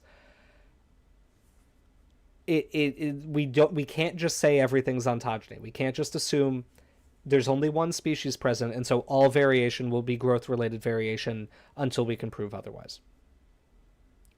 We just can't do that. And it's been done under an assumption that is not right. And therefore, I think there are a lot of potential issues with the taxonomy. There also has just been a lot of... Oh, and Connor, thank you for the next super chat. I'll get to that in a second. There has not been a lot of well-illustrated descriptive work published for tyrannosaurs, which makes it hard to track what is seen in each specimen. There's a lot of tyrannosaur specimens. There's not a lot of good papers that show, like, here is a specimen in all of its glory, right? Now, I have not yet published one like that, so currently I'm contributing to the problem. But we really did try to figure the Dueler in the best degree that we could, given the constraints of a Nature paper. And we are working on a very long-form description that will show all bones with much more detail. Very cool. Christian Harvey, 5654. Christian. Thank you so much. That's very kind. Just wanted to say that this has been one of the best weeks of paleontology in my life. It's been awesome to witness the conversation and excitement surrounding the two nanospecies. Thank you so much. It's also been one of the best weeks of paleontology in my life. This has been phenomenal for me. But thank you very much. It's very kind. Now, Connor asked about Juvigorgosaurus not having unserrated teeth and how that affects unserrated premax teeth from the Campanian. Not sure yet. The thing that I noticed is that every time we found premaxillary teeth of Gorgosaurus that were still in a bone, like in the premaxillary in the skull, they had serrations. Isolated ones didn't. It's possible that the serrations are just eroded off. And so it's possible that they're not actually serrationless. And it can be pretty tough to tell in a heavily eroded tooth whether they were there. I'm not as versed in the Gorgoverse and what's going on there. Is there good reason to suspect that those isolated teeth are juvenile Gorgosaurus if they don't look like the ones that are in Gorgosaurus premaxillary? That's the other potential issue. We don't really know. We haven't found, in a lot of work in like the Dinosaur Park formation, we found Gorgosaurus and Displetosaurus, both of which have serrations as juveniles, as far as we can tell. And then we have these I need to interrupt. Yeah. When I draw specimen cards, is the one that I throw out, does that have to be one that I draw, or can it be any of them? It can be any of them. It does not have to be one you just drew. Okay. Goodbye, Gargoyleosaurus. Not Gargoyleosaurus. He's so cute. No. Yeah. He doesn't have a That's lot a of Morrison points, though. taxa. Be respectful. He doesn't have as many points as the other ones I have. But he's so spiky. He's covered in points. Indeed. Oh, outstanding. Very droll, Dalton. All right, I am withdrawing. I have no conception for how well I'm doing in this game. I feel like I'm doing badly. We're still in the very early game. It's hard to tell. All right, well, Alex, it's your turn now. And so Dalton, it's entirely possible that those teeth will turn out to be from Nanotyrannus-like animals, but they otherwise, to my estimation, look like Gorgo teeth. It's just that they lack serrations. Okay. And knowing how easy it is to abrade those away, and that they're isolated teeth that could tumble for a while, we'd need to find one associated with something to really know what's going on. Silence. Yes, I would not win a fight. Oh no. And it's a paper. It's too blue. I know what this is going to be. I think. How could you possibly know? Because I've seen you hoarding white cubes in the blues, but we'll see. Okay. We'll see if my prediction's All right, what's your right. prediction? Oh no, I think it's one that's important to me. It's either that or it's a pterosaur. Well, it is a pterosaur. Ah, is it the and it's a pterosaur that's important to me. Kachybopteryx. Kachybopteryx, which is a immaculate skull with a very nice palate from Cuba, which has really nice late early Jurassic fossil beds that I would adore to look for some important early members of clades and also go to Cuba. I would like It to go seems to really Cuba cool. very much. Yeah, that would be just wonderful in every way. Dr. Terminator asks, what's everyone's favorite Paleoart of Nanotyrannus that we've seen? Wayne Barlow. Well, the Wayne Barlow piece is just stellar.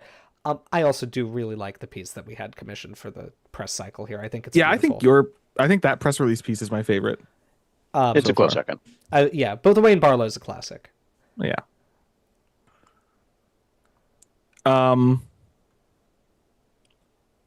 Anyone else want to weigh in on favorite art for Nanotyrannus? Oh, sorry, and Turnrat. Oh, excellent. Because we have a few other super chats we could get to. My favorite one that's not the press art was one that someone did. It was like, how many Nanotyrannosaurus species are there? It was from a really low angle where it was like 2, and that's been my favorite. Oh, I do like that one. Wait, do you still have that? I have not seen that. I'll find it. I'll find it. Okay. Oh, and we also we can each pick an upgrade now as well. Oh, yes. cool. How do I make things big so I can read them, Dalton? You hover over them with your little hand and you hold down Alt, and it will. Then you can use your scroll wheel to enlarge them. Thank you. I'm going to publish also a little friend. It's a friend to all, foe to none. Dryosaurus. Oh. Dalton, I have a dumb question. What's your dumb question, Alex? Which of the upgrades would best allow us to take advantage of cubes that we don't currently have access to? Is it the Expedition +1? Does that give you another card you got to draw? Like, what's the Expedition? So Expedition +1, that when you go dig up fossils, yeah, that one lets you get an extra cube of the same color. Interesting. Okay. And then the museum +? Means every time you go to the museum, you can pick. Let me just make sure I'm reading. Okay. After resolving all actions in the museum, draw 1 cube of any type, including research cubes from the supply. Interesting. Okay. Tricky. Achy Parts said, so did Nanotyrannus only have a 40 million Newton byte force, or it was actually about 30 million? I'm going to take a gamble. I'm going to do Expedition. No, that's stupid. I shouldn't do that. I'm going to do Museum. No. Oh, who cares? It's just a game. Who cares? Who friggin' cares? People want to win. I'm winning because I'm having a nice time with my friends. So true. We've got some super chats to get to, but there has been several questions. Several folks have asked this that I think it's worthwhile and could probably be answered fairly briefly. Which is just people are curious if the 2 species of Nanotyrannus may have like actually encountered one another, if they lived at the same time. They may have. We don't yet really know how old Jane is relative to these other specimens. There's a lot of work in progress in Hell Creek stratigraphy, so it's possible that Jane is older than Nanotyrannus lancensis, so in which case we wouldn't have evidence yet that they coexisted. It's possible that they're from about the same age, in which case we would have evidence that they coexisted. We just don't really know yet. It's possible, though. I don't think that the idea of like they wouldn't have lived together because otherwise they would compete holds any water, because things compete, and that's how biology happens. That's how evolution happens. There's a lot of let's say questionable assumptions about ecosystem composition, where in paleontology we often kind of say like, oh, well, obviously everything is structured in a way that eliminates all possibility for competition because things couldn't live together, else they'd compete. How many Starbucks are there in your hometown? How many Dunkins? They compete. It's fine. With small coffee shops too. With small coffee shops, right? And you know what? Everybody wants coffee, and there's enough business to go around. And that's the way ecosystems work too. Additionally, fossil formations are collections interpreted through many lenses, one of which is dead, and the other which is water.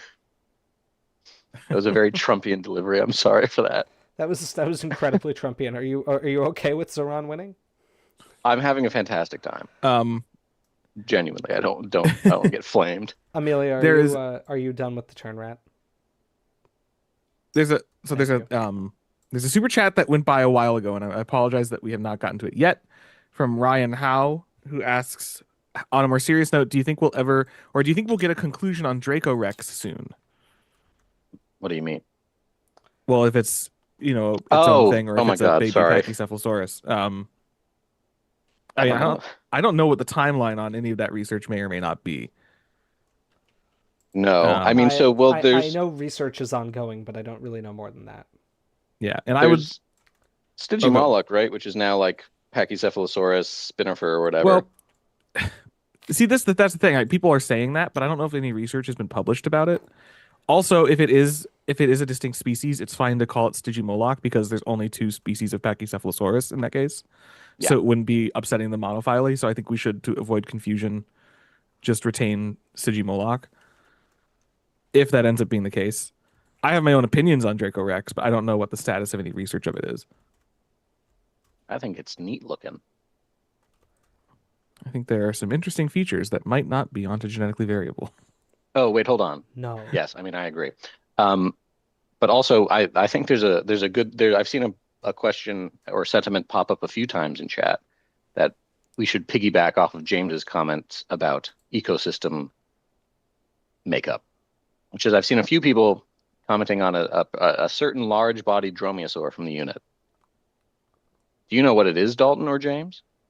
I do. Are you talking about the raptor from the Dakotas? I am.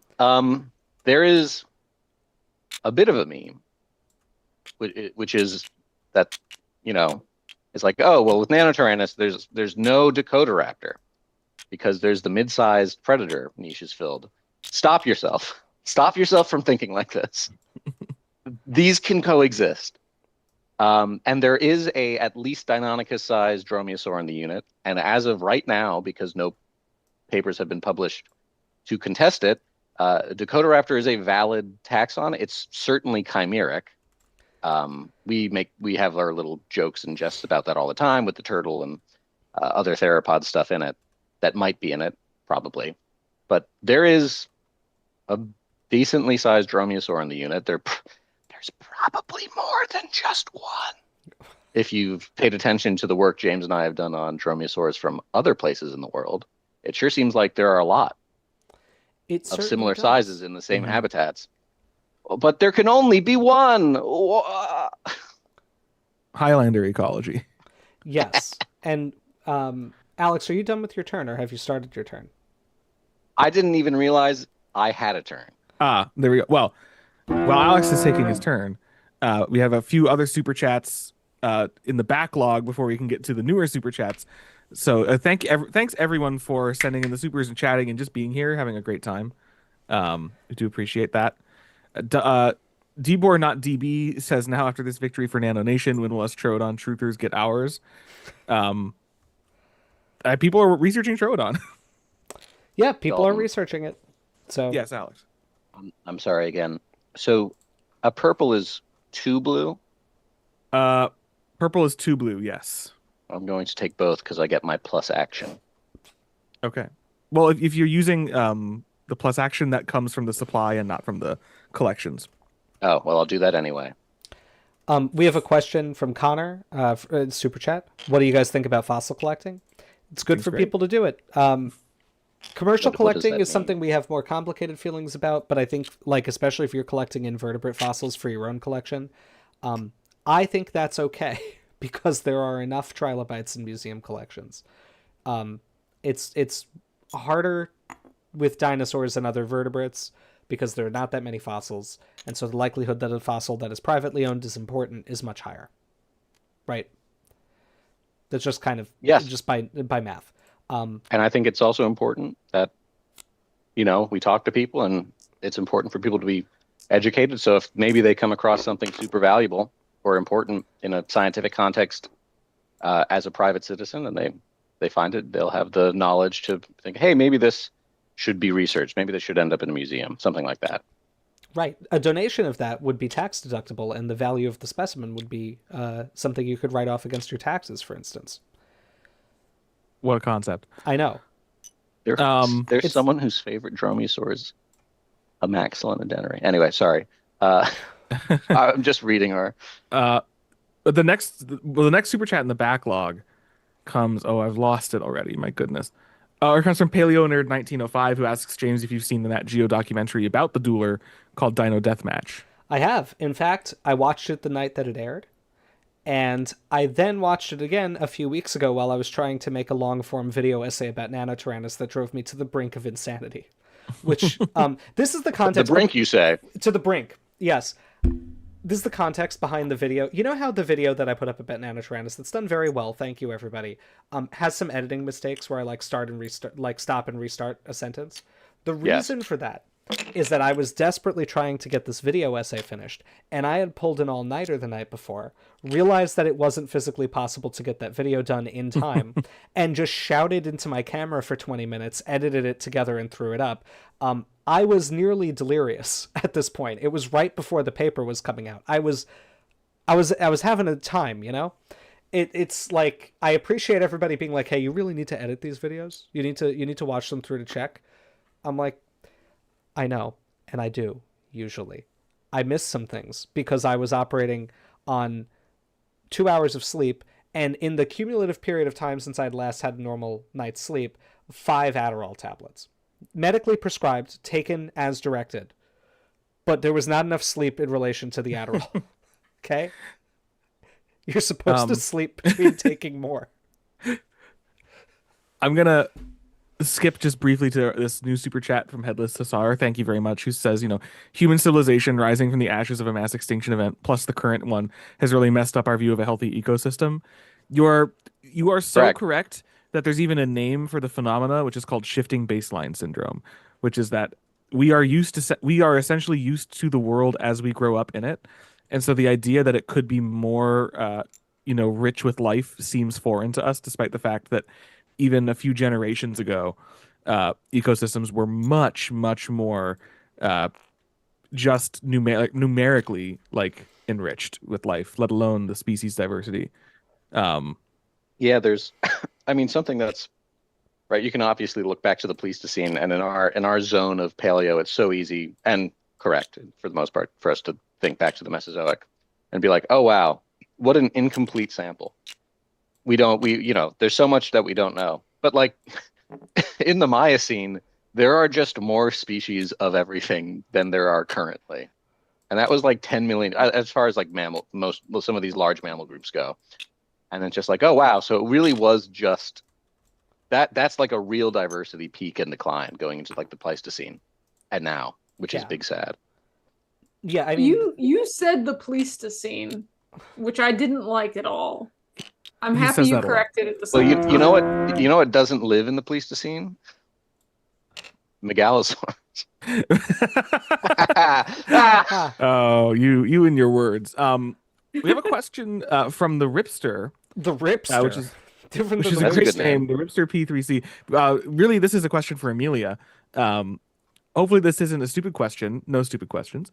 But is there a Nanotyrannus equivalent for Mosasaurs in the sense that there was something folded into another species as juvenile and then later recognized to be distinct? Stay tuned. The short answer is yes, but stay tuned. It's something that I have worked on and not published. Actually, I have published on it. My first paper. That's right. My first paper in 2020 was contributing to the sinking of Tylosaurus kansascensis, which was named in 2005 and then found in 2016 to potentially be the juvenile form of Tylosaurus napillicus. So the same deal as Nanotyrannus, where it's another species that was found, where its fossils are found in the same time from the same place as a different species. The arguments made were that the specimens referred to it tend to be smaller than those referred to napillicus, and that the differences between them are attributable to ontogenetic differences. A lot of the arguments that I made, as well as the other authors that had argued that it was juvenile, was based on the ontogenetic work that was done in dinosaurs and primarily in tyrannosaurs. Funny Were how things you change. led astray? Perhaps. There was a couple of components of this that were flawed. One of them being that kind of the conceptions of ontogeny in the fossil record that we had up until that point. In my defense, I was an undergrad. And the cool thing about does the field science assistant is only that get one card? From which station? Sorry. Field. I want to go field. Yes, yeah. You just draw it and play it. All right, paleontologist can't take the risk. Sorry, Amelia. Anyway, I was making an important point. The cool thing about science is it's okay to be wrong sometimes, and the big thing that you need to learn how to do is accept when you're wrong and kind of move forward with the new information. Ignoring data and ignoring how data changes the interpretation of things is scientific misconduct, which I don't want to do. So I'm going to proceed with this knowledge, which, like, for background, like, I knew that this was happening for, I think, 5 years. I don't think James could keep it from me physically for more than like 2 months after I joined the Giller School. Well, no, I hadn't yet decided Nanotyrannus was real, and this gets to other questions. No, but a lot of the ontogeny stuff, a lot of the background stuff had kind of started to brew at that point. Oh yeah, yeah, I'd already been like, where are the trace fossils? Yeah, there's a lot of problems here. Green. And like some folks have been asking like how we reacted to when we first figured it out, and I'll say, at least from our experience, so James and I went to grad school together, there was a lot of arguing back and forth and discussion. You would never guess this from watching the Skeleton Crew. No, we don't argue at all. No, we've never done that. We argue so infrequently that we have never been asked by other people in the department if we're okay / on speaking terms after having a fake argument very loudly in the office. That one was fake, though. That one was fake, but that was really funny. No, we had plenty of real arguments, except they weren't real in that we don't actually hate each other. Well, they were real arguments. We were just adults. Yeah, right. Anyway, we had a lot of discussion about it, but essentially, like a lot of this has been kind of brewing in the background for like literally years, even without the actual Nanotyrannus conclusion, which came like a year or two into it. Like I think it was while you were doing the alligator stuff, really. Well, and even then, I was reading through Carr's paper while we were in the office together, and I was just like reading through all the traits that he said had to be different. And this was I had not even seen the Dueler yet. Like this is before I'd ever been near it. And I'd never even seen a nano specimen in person, actually. But I was just reading through Carr's 2020 paper, and I just said, like, there's no way this is possible. Like, this can't possibly be real. Nanotyrannus has to be real.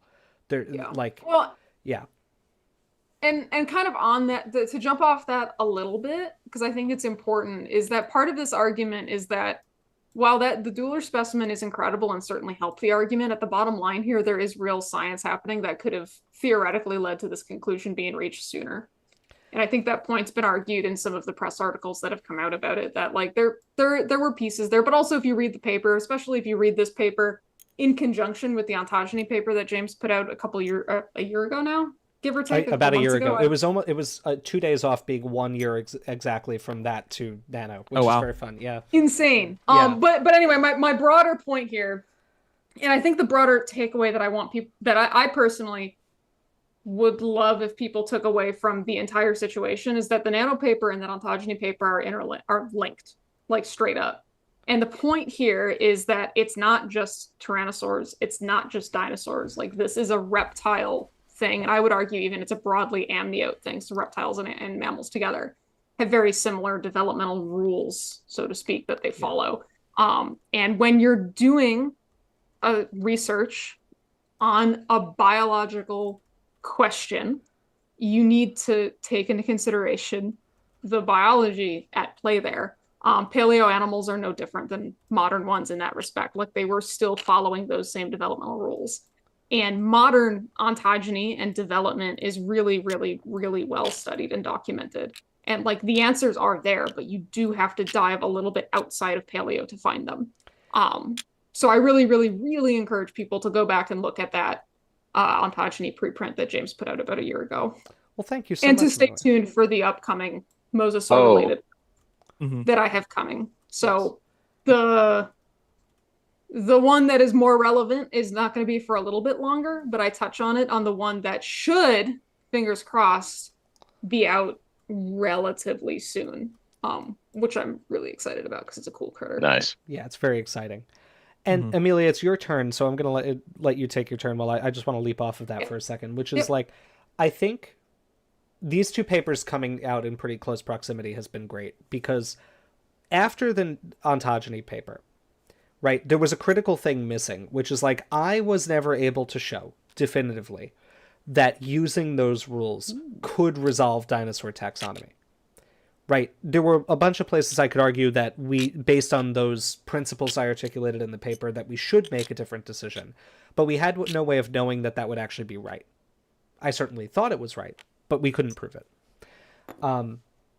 The importance of this like study to me, well, I mean, there's a lot of importance of this study right now, but in a large sense for me, it's partially that, yes, we now know, based on a specimen that is unambiguously a Nanotyrannus adult. This is not a juvenile T-Rex. It is so many lines of evidence show that it's not.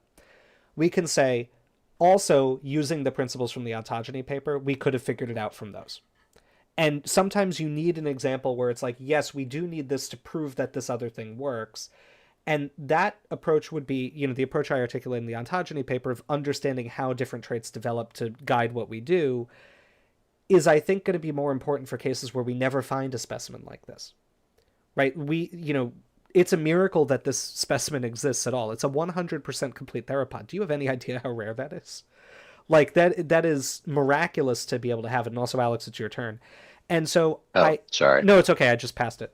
And so, like, we don't know that cases like Dracorex and Stygimoloch, or Triceratops and Torosaurus, or Alioramus and Chinchousaurus, which has been argued as a potentially ontogenetic thing, or any of these other cases, the Compsognathids to other theropods, we don't know that we'll ever find a Rosetta Stone specimen like the Dueling Dinosaurs, where we get all of the answers right from that.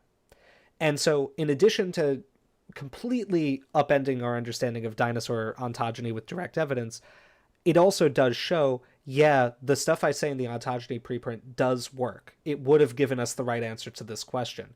But we needed to know it would be the right answer to this question before we could keep moving forward with that with reckless abandon. Right? In paleontology, there's a pretty long history of methods being invented that don't get tested and then get used. And actually, and I mean, not to pick on a method that we've alluded to a few times here, but I think cladistic ontogeny is an example of that. Like, cladistic ontogeny, which is what Amelia was using in her thesis and what's been used for a lot of Tyrannosaur stuff, never got an empirical test asking, does this give us the right answer in modern animals when we're doing this for taxonomy? And so there were papers using it, and we hadn't yet done that sort of baseline work. That's a part of the ontogeny preprint, and that's the stuff that Amelia was saying I couldn't really conceal from her immediately upon when she joined the Gilder School. And, like, I had already been doing work that shows, like, yeah, okay, this doesn't actually work. And so I'm very happy that we have both of these papers now within about a year of each other to say, here's a way we could avoid this problem in the future, partially proven by this amazing fossil discovery that gives us no other possible answer. And I think that one can't exist without the other. Indeed. Now there's a question, and I apologize to Northeast. We've missed 2 1776. super chats. Have we really? There's one God. we've missed a long time ago. Oh, no. And I meant to get to it, and I do apologize to Northeast 1776. But they asked, they're working on a book. It was when we were talking about Dilophosaurus. They mentioned they want to maybe try to give it a rattlesnake tail for fun vibes. Would that be super unrealistic / unbelievable? I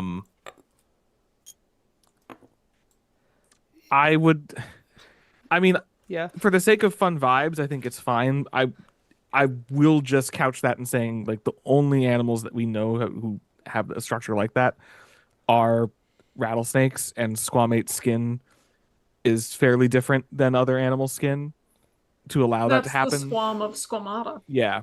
So I don't want to harsh the vibe. I would not characterize it as particularly realistic. That's what I'll say. Yeah, I think if you're working on fictional stuff, it's okay. there is going to be a tension between, do I want it to be very scientifically informed, or do I want to play with really fun ideas? That's your call to make as the author, right? And I mean, sometimes people vary. I think Michael Crichton writing Jurassic Park vacillates a lot between, like, this seems very scientifically plausible, and, like, maybe the Dilophosaurus could spit venom. Mm-hmm. Right. And that's fine. It's a great book. It's probably why we all have careers. It's phenomenal. Accuracy is not right. It's nice, and it's nice when your designs look good. It does not ensure that your work will be good. It also doesn't hurt it, but you can have lovely accurate dinosaurs and still be a boring slog of a film. Nothing in particular. Anyway, we have actually, so Dalton, I didn't even realize we missed that. We have 2 super chats we've missed besides that one. Yes. One person, I'm scrolling now. Is the King of Dinos 8518 has asked, on the topic of Pachycephalosaurs, with Zavacephaly, a young Pachycephalosaur with a domed skull being named, does this change Stygi and Dracorex? Oh, is it my turn? Very sorry. I didn't just realize became that your turn. Well, he struggles. It just became your turn. Okay. My turn has just become. Does anyone have any thoughts? I've kicked Amelia's paleontologist. I mean, I think it will impact the discussion about them. I don't know that it has any immediate bearing. I think that there's a broader conversation that needs to be had, and I'm certainly not as familiar with the state of that conversation in Pachycephalosaurs as I would like to be, frankly, because I think they're very interesting animals. Of this idea that there is this kind of typical progression from flat domed to full domed among things where the adult has a rounded dome. Do they all go through this flattened early stage? Does that only happen in some of them, or does it happen at all? And I don't know that there is. I'm not equipped to give it a full answer to that, I would say. It's my understanding, Dalton. And it's also your turn. Just so thank you. That either there are what are believed to be histologically mature flat-headed Pachycephalosaurs, or we have evidence of dome heads, like a dome head in other younger I think there might be both. So I don't know if this is new data in that regard. I mean, what's super exciting about it is it's the first actual early Cretaceous Pachycephalosaur, which, thank God. Yeah, it is, and it's such a beautiful fossil. It's gorgeous. Yeah. It's also possibly the best single Pachycephalosaur fossil in terms of completeness, right? I think so. Yeah. Oh shoot! I got to bring the gang back. That's annoying. That's a good. Anything else on Zavacephaly, Sugimolach, Dracorex? I think that's the limits of what I could say with confidence. Actually, Dalt, I'm sorry. I have another dumb question. What's your question? If I still have a field assistant in here, can I do another transfer without moving him? When you do a transfer, you always take back everyone who's out. Well, no. What I'm saying is I haven't taken anyone back. I put them on their last turn. Instead of taking these people back, could I do for a second turn in a row another exchange? No, you can't. That's dumb and a bad rule. That's how all worker placement games work. That's dumb and a bad rule. He's sleeping. He's sleeping in the museum like an unnamed graduate student. I will take my white cube. He's getting the Secret Service called on him. We've got then the next one that we have not talked about yet, and Alex, I think you're probably excited about this one, is the super chat from Connor, who asks, "What do you guys think about the quote unquote forgotten theropod Marchosaurus? Also about fossil collecting, I have some dino teeth that are small and worn. I think that's great for fossil collection, and I think Marchosaurus is very cool. I've never forgotten. No, I'm kidding. I think that Marchosaurus is probably super important. It is unfortunately the holotype. So Madsen in I think 76 describes the holotype, which is okay. It's there's Max, there's Dent, and there's this really nice ilium. Which is helpful because as far as Morrison theropods go, what's really important is overlapping material. And hey, we can tie this back into nano. If you're diagnosing something as new or the same, you need overlapping material. and that nice big ilium is very diagnostic. There's a lot of characters in it. So like I'm not sure what do you think of Martiosaurus means? I think it's, I think everyone would agree it's a tetaniran theropod. It's probably a Pachycephalosaur, some kind of megalosaur. It's not particularly large. There's material of it in other quarries. Foster's second edition kind of mentions some of these offhand. There's a nice vertebral column that's actually really hard to see figures of. That has some important characters that's fortunately widely scored in a lot of matrices. So I trust kind of where it goes. It's certainly, I mean, my answer, frankly, for any question on Morrison theropods is we need to study more. Not even that, like, we need to study more because, oh, someone's wrong about Ceratosaurus or Martiosaurus. Just that, like, it would be very helpful to have kind of detailed figures and thorough analysis of all this material, kind of decades past this initial pulse for Martiosaurus and Allosaurus that was in the 70s, and then some stuff in the early 2000s for some of the small Coelurosaurs. But our understanding of Jurassic theropods has changed so fundamentally in like 20 years, especially Coelurosaurs, that fresh eyes on all these things. Just because a taxa is well known, or has been known for some time, or is in a museum collection, not a reason not to look at it. I'm looking at bones that were collected in 1879 that like no one's ever touched. And James, like the Nanotyrannus, that's existing. The Warhammer specimen's incredible, but as James said earlier, he was getting a hunch looking at material that's been known for decades. Mm-hmm. Can the field assistant bump the field assistant? Yes. Yes. Mm-hmm. You can always bump equal or lower rank. Excellent. Amelia, I'm bumping your field assistant. That's fine. I think we're caught up. I'm sorry, I can just draw from the top of the discard pile, but it's only one, correct? That's correct, yes. All right. So you could take Ramphinion if you were so inclined. I did take so inclined. Ramphinion.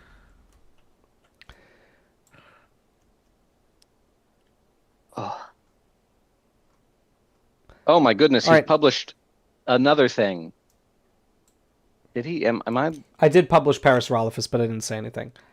Oh.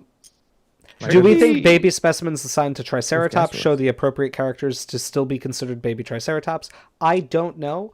I've never really studied them. We do not know everything. We do, yeah. Yeah. Just I know most everything things. about Nanotyrannus only, and increasingly nothing else in my life. Oh, my stream That's healthy. glitched. Oh, Uh-oh. I think it's just on my end, a little did you hiccup. get an ad or something? I don't know what that was. Oh, and I want to also say Northeast 1776. Thank you for the super chat. Yes, thank so you. they're saying that they want their fantasy world to be realistic but believable, or fantastical but believable. I think you've got a Go lot for of it. way there. Yeah. Turn rat, my turn. There's enough time in dinosaur evolution to account for some strange things that we might not otherwise expect. So I think Yeah. I'm You've got making some money over there. moves. Now Uh-oh. oh no. Oh, I'm God. publishing Tawa Oh with no. Coprolite. Oh my God. Oh my gosh, that's a beefy specimen. So this means one of the same color, right? Is what the thing on the top meant? One of Yeah, any so you'd color. have to do I did. 4 purple. So it was instead 3, of I 3. gave 4. Does it have Yes. to be the same color as the Has thing? to be the same color. Oh, I thought Yeah. it could be Okay, different, that's but good. that did not affect me before. So that's okay. How can I put it under it? You can move this out of the way, set it down, and then plop. Yeah. What are you, some kind of genius? There are those who might say such things. You might Um, also want to put your paleontologist out on the board, Al. That's what I meant to do. So Milo says, James, when I saw a picture of the nano holotype skull compared to a picture of a T-Rex skull, I had a feeling nano was its own thing. That a lot of people do this stuff pretty intuitively like that, but this is a case where you really do need to look at the fine details, because it is very possible for the shape of the skull to change a lot as an animal grows. That's not really part of our argument. The shape changing is a thing that happens all the time in animal growth. It's really, really the fine details, like how many teeth, does it have a foramen here, does it not have a foramen here, things like that. Oh, Amelia, sorry to interrupt. You unlocked your grad student, by the way, with your 3 Oh, so have I. publications. Huzzah.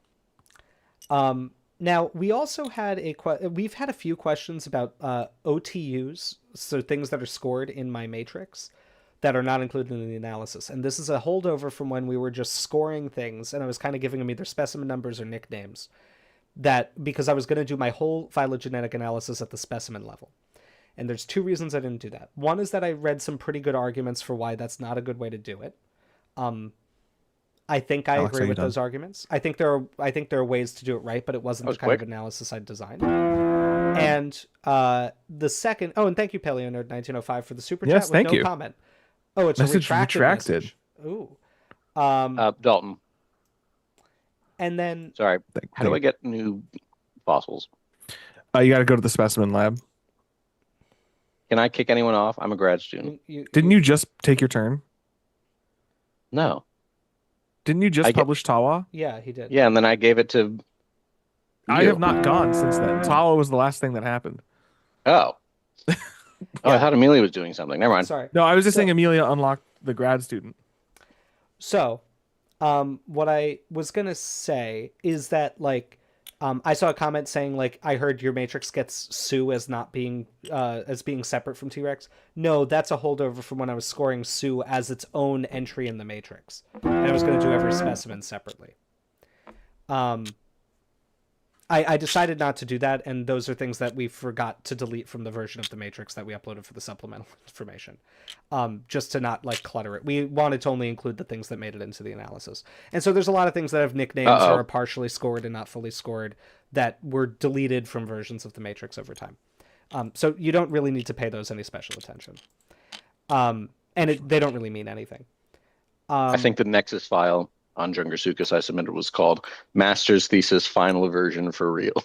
Right. And I think that is in. That's I think that might still be on the version of record. Yeah. I have just published in Mosasaurus with eggs. So congratulations. Bow before me. But the crest on the back isn't accurate anymore. That's true. Now we got a question from the Ripster P3C. $10. Thank you for the super chat. In your video, you mentioned tooth count as a distinguishing factor between Nano and T-Rex. Does this mean it's impossible for tooth count to not change as an animal grows, or am I misunderstanding? I don't know if I'm understanding because I think that's double negative, but I will answer the question that I think you're asking, which is yes, it is, as far as we know, developmentally impossible for animals with tooth sockets to change the number of tooth sockets, which means the number of teeth, during their growth. And I specify this because dinosaurs have socketed teeth, crocodiles have socketed teeth, mammals have socketed teeth, but the answer here is a little wonky because we don't get them all at once. They kind of come in sequentially over time. So that mammals are a little bit weirder in that realm. Many lizards, actually, almost all lizards don't have socketed teeth. I think mosasaurs are literally the only ones that become pseudothecodont, right? What about No, snakes? there's other pseudothecodont ones. There's, I think, tegus and I think snakes are on the cusp of. Snakes do a weird thing. Okay. Story of their lives. Yeah. Yeah.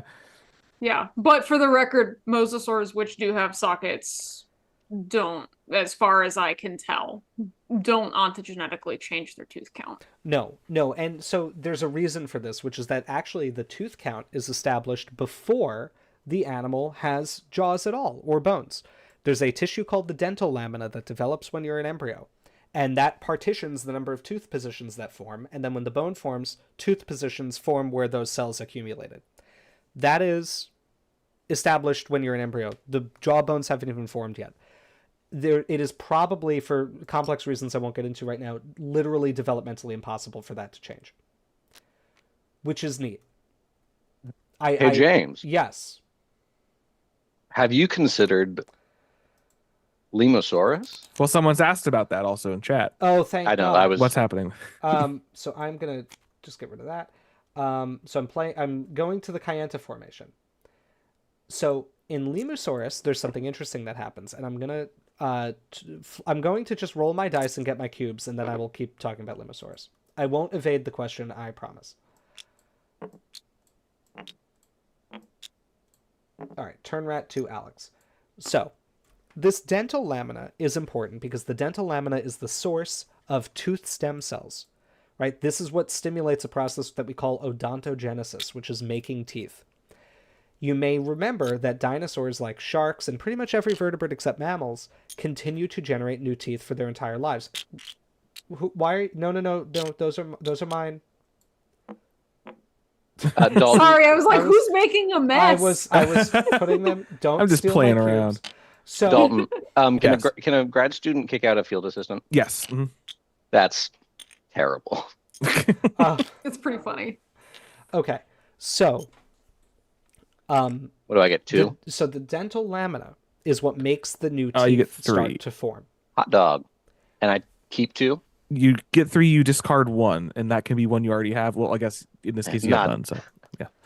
And so for an animal, Oh dear. the dental lamina is this kind of tissue called an epithelial tissue, and epithelial tissues are protective of their own space, as we term it. So they do not go away easily, and they will not let bone invade where they are. This is probably why you can't resorb the tooth sockets. So it's something interesting that happens. You may remember that in mammals, we don't keep making new teeth for our whole lives, right? You have 2 sets of teeth that come in. You have your baby teeth, and then you have your adult teeth, and those are all the teeth you get. That is because our dental lamina disappears. The tissue dies during our growth. Rat. Okay? And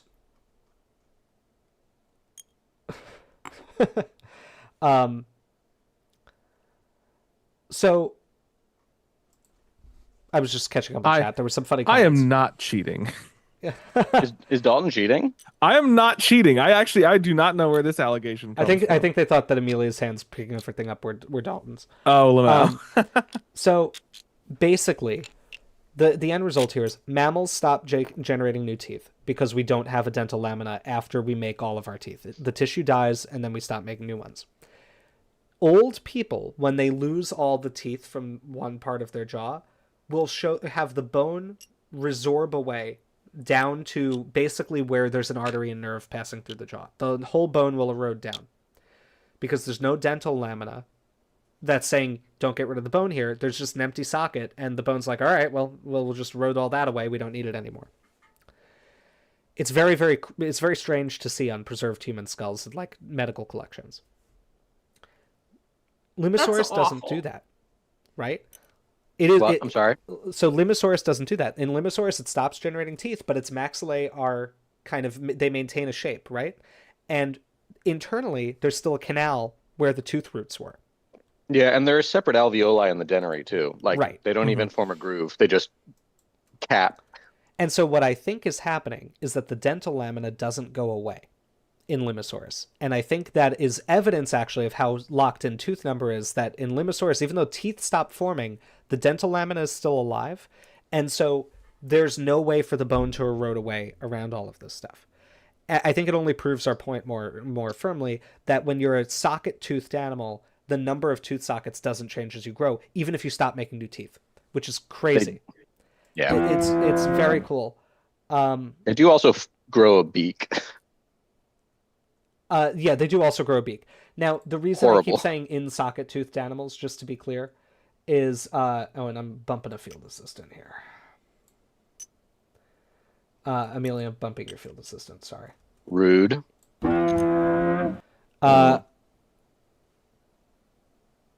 There's my thing. Okay. I sure wish we had 3 of these because I've got my perk. I sure wish we had an Elaphrosaur, any other Elaphrosaurus, saurian with a skull. It would be great. That'd be cool. The reason I keep saying in socket-toothed animals very quickly is that many lizards, and it seems even some dinosaurs, actually are adding tooth sockets as they grow.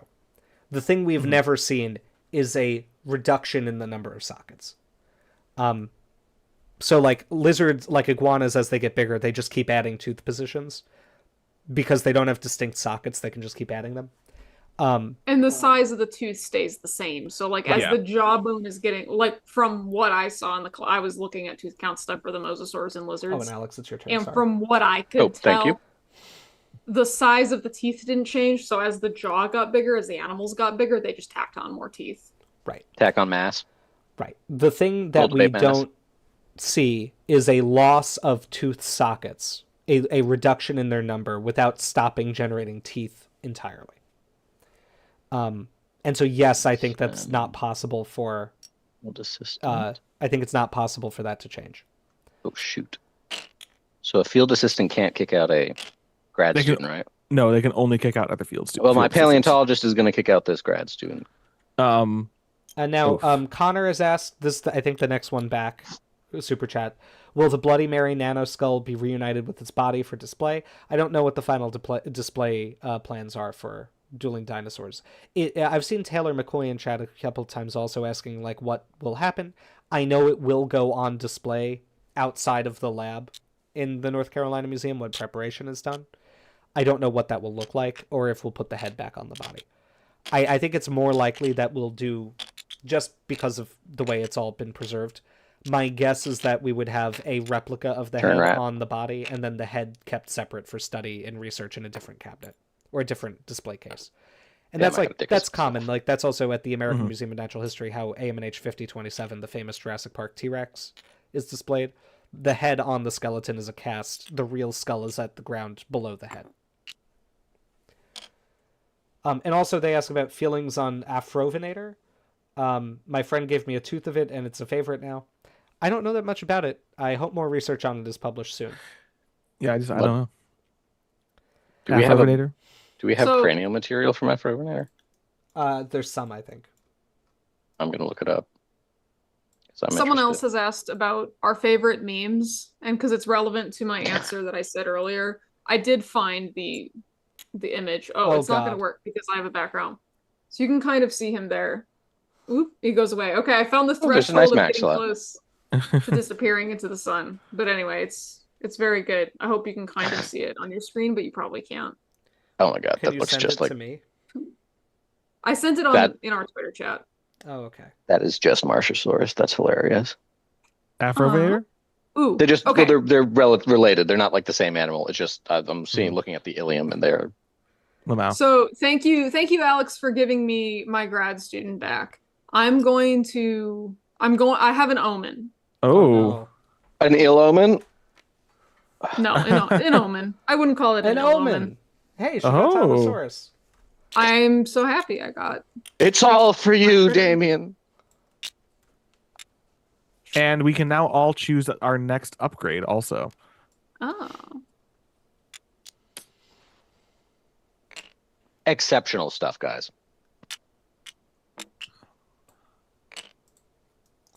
Wait, hold on. All right, Amelia, are you done? I didn't want to do that one. Yeah. All right, PaleoNerd 1905 asked, what is the size difference between the type of Nanotyrannus lancensis and the dueler? Hard to say because the type's skull is pretty distorted, but the dueler is bigger. It's, I don't know. Maybe the type is like 75 to 85% of the size. It's not that big. It's not that much of a difference, but it's there. And now catching up on super chats. Dalton, could you field a question while I do something? Yes. Well, so the next super chat comes from. Let me just make sure I'm not mistaking this. Is if we've seen Dr. Terraminator asks if we've seen Paleo GDY's animation of Nanotyrannus on Instagram. I have not, but I'm not. I don't really use Instagram all that much. I'm not on the Instagram. It was also posted while we were on here. I saw it and I added it to my story. I'll watch it afterwards. I'm excited to see. It's very cool. And then Charles Fowler asks, James. Is there a leading idea for what a two-fingered long arm was used for on Nano? Does this new discovery lead us to new ideas for what T-Rex did with their arms? And what are your opinions on its use? We don't really know anything about a specific use. It's possible that they were more functional, but I think, the arm is still short enough that I don't think this is it's not like a Dromaeosaur where we'd say oh, this is clearly a thing that really used its arms a lot, but it may have still been using them to hunt a little bit. Oh, sorry, turn around. Yeah. Okay. Yeah. And then Milo has asked, is it just me or does the idea of T-Rex bullying its competitors to extinction sound like a fanboy idea? Slightly. I don't want to phrase it that way. I think it was just a way to try to explain the apparent patterns that were being seen. And I think that it was not a bad explanation of the pattern if the pattern had been right. That said, I also would just question any hypothesis that lies so heavily on like what haven't we found yet, because we often wind up finding that. Yup. So we see Nanotyrannus now existed. Do they cause issues? Tyrannosaurus rex to be more protective over their nest of eggs, and juveniles that both parents of T-Rex be protective parenting for offspring.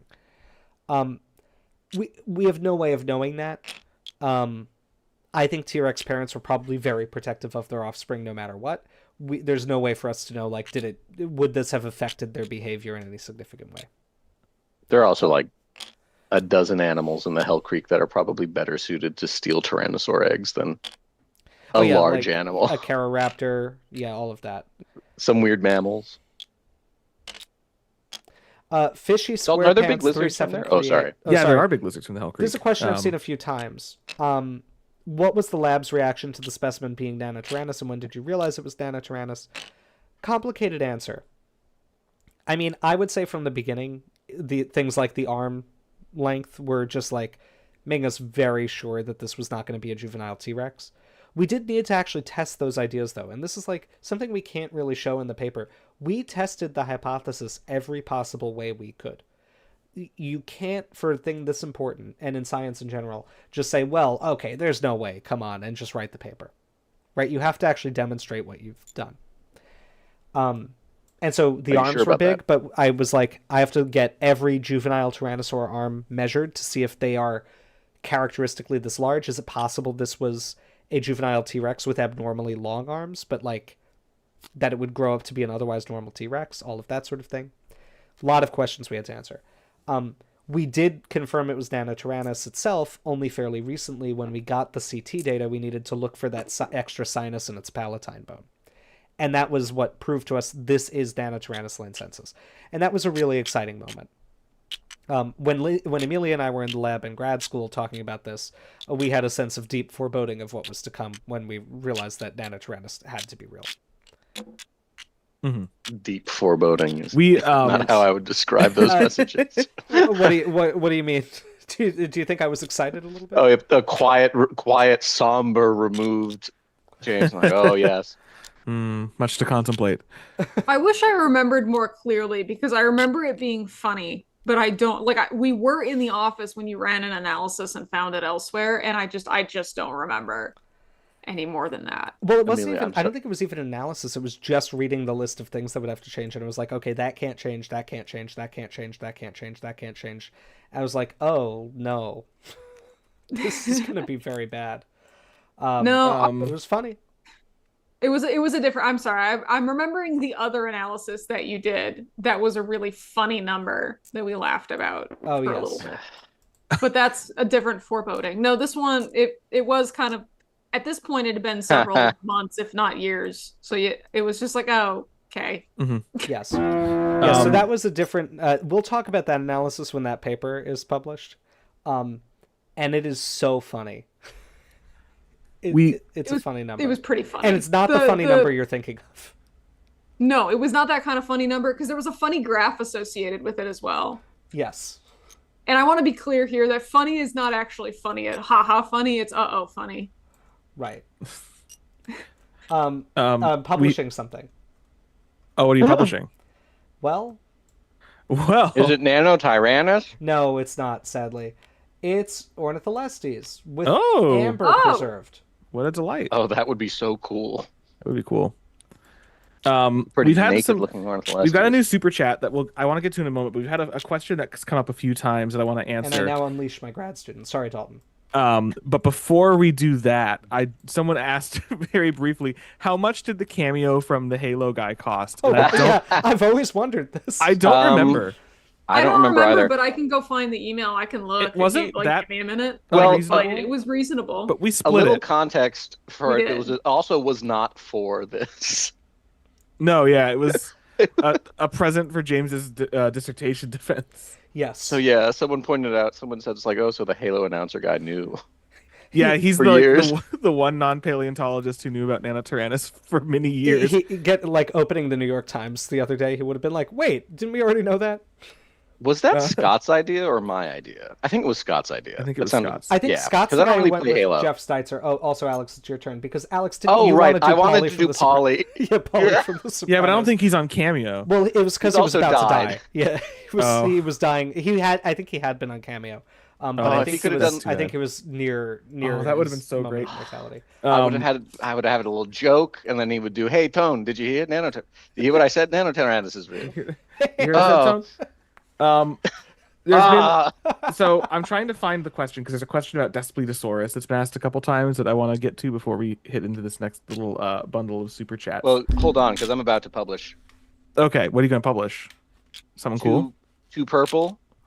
Yeah, No. it is. No, if it's purple, it's not. No, I'm kidding. It's going to be cool It's because it's Triassic. Demonosaurus. Oh, my lord! holy moly! No. So the question is from Morgan DeCetus or Diacetus. I'm not sure how to say it. I apologize. A bit off topic, but I recall the description of in the description of Despledosaurus wilsoni how it may have been a more direct ancestor to T-Rex than Tarbosaurus. What are your thoughts on this? Anagenesis detected. Anagenesis detected. Yeah. I don't think that's true. That's what I feel. Yeah, neither do I. But they also find Tarbosaurus as closer related to T-Rex than that. They're just making the argument that there's a direct ancestor-descendant relationship between all the Despledosaurus species and then the Tyrannosaurus group. I just don't think that's a thing we can know. How could you show that? In the fossil record, yeah. Well, I mean, Oh shoot! I just put Allosaurus back in my head. Sorry. I'm taking it back. And before you answer that, I am doing a publish. Oh. Of Scutellosaurus. Ooh, that's a good one. A little Kayenta friend.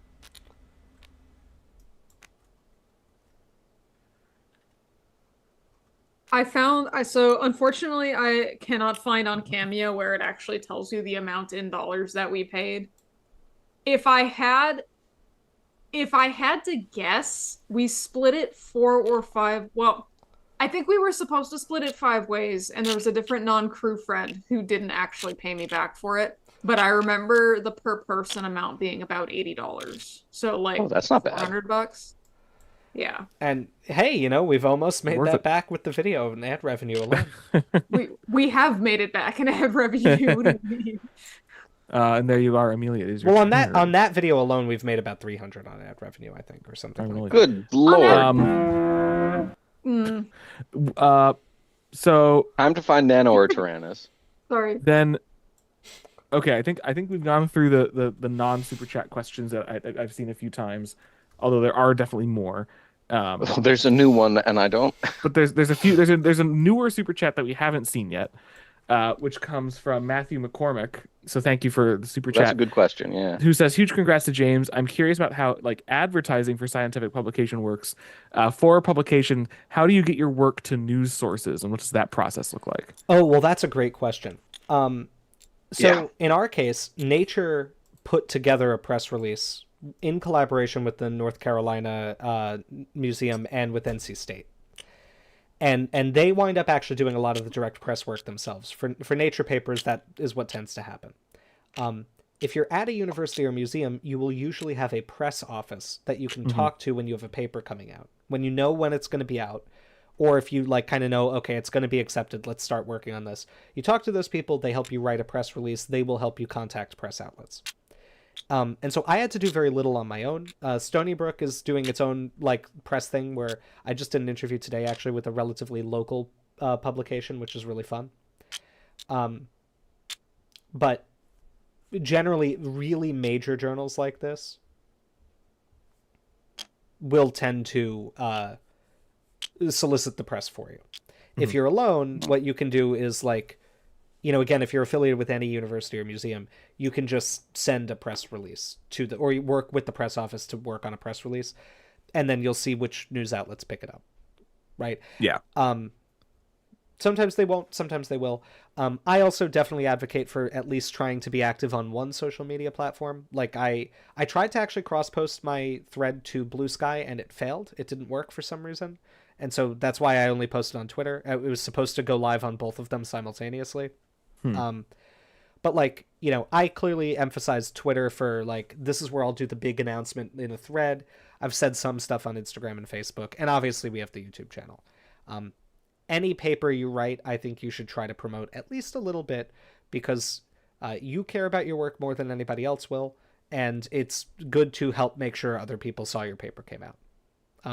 You don't want to be annoying about it, and I think I definitely I got very close to the sun.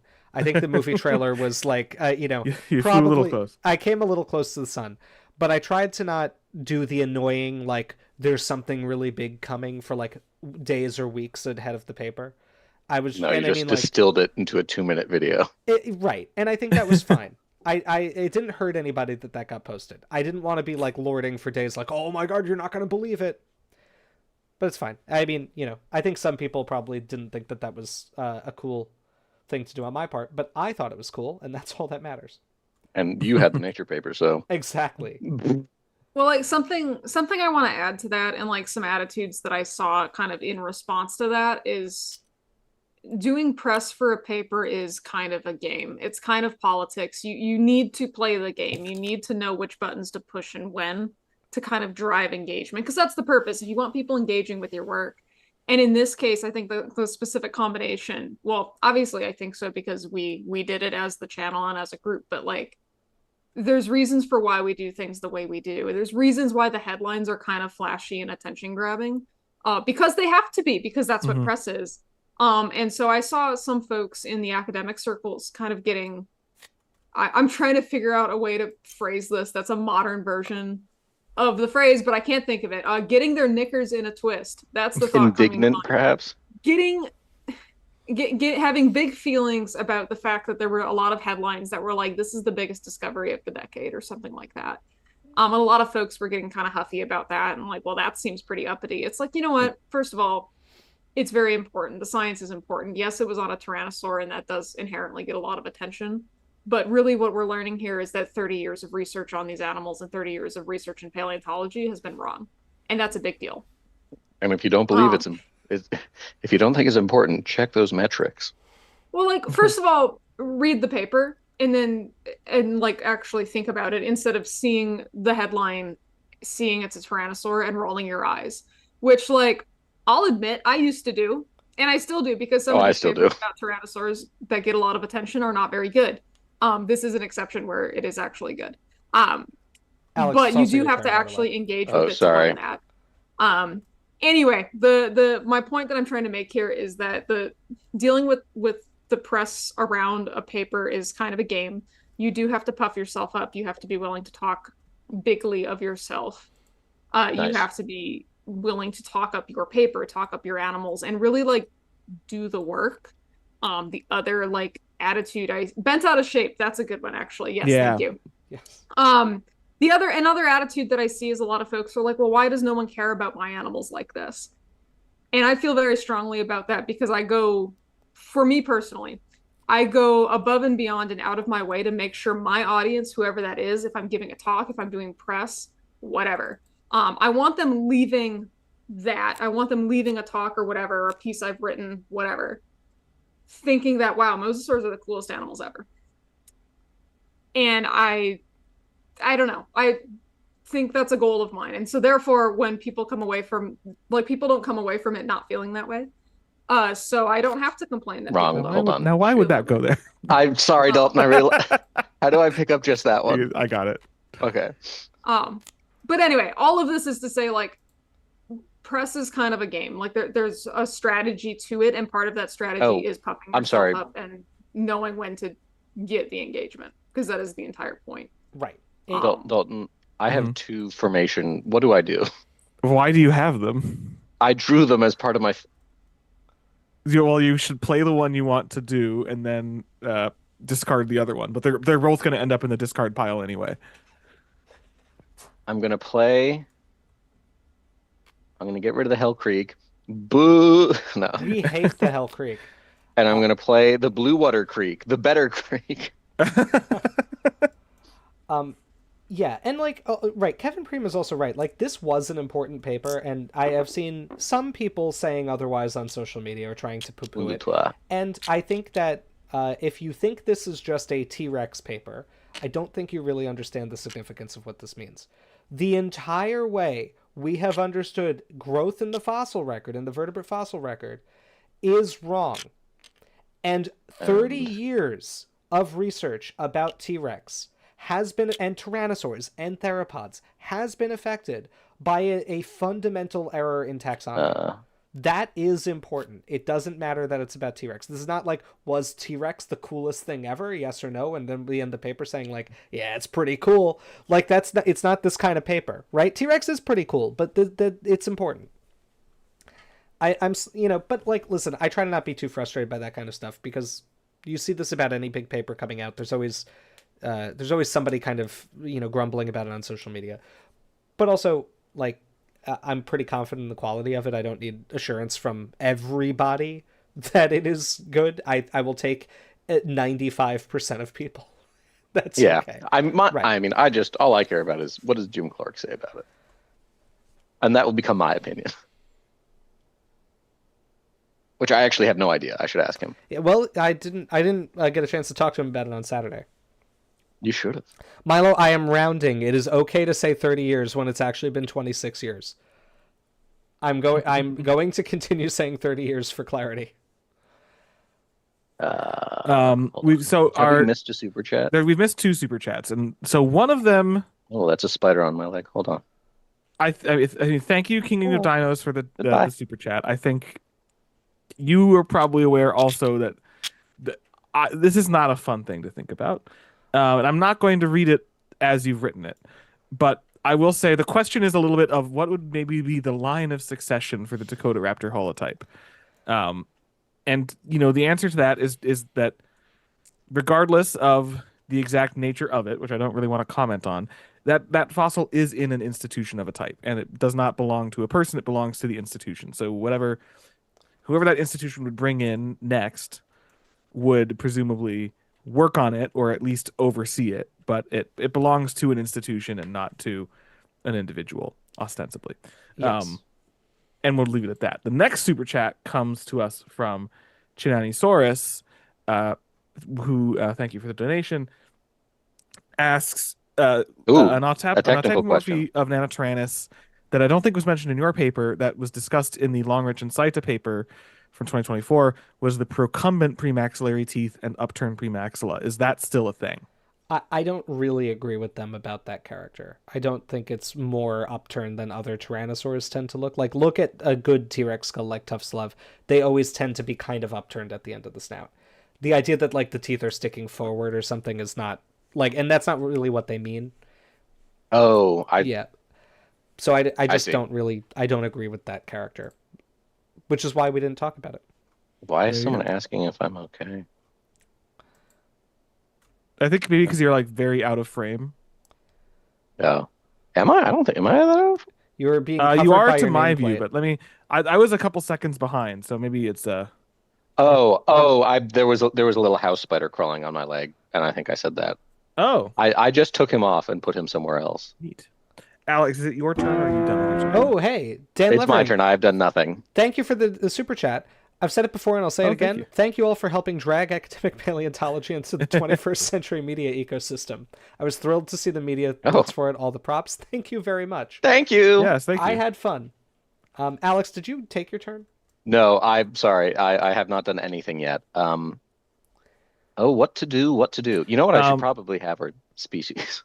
You might want some species. Everyone wants a species. Oh, Kevin, this has been asked a few times, and I think it's worthwhile to mention now. So Kevin Prime is asking us, how hard were we pushing the envelope with the nano prowler joke in the T-Rex video? And did any of it like get too close to the sun and need to be cut? Yeah. Well, I think to my recollection, I didn't cut any of those. So, that was just a acknowledging the question. Sorry. Yeah, no, I edited T-Rex, which was a lot of fun to edit. Was it?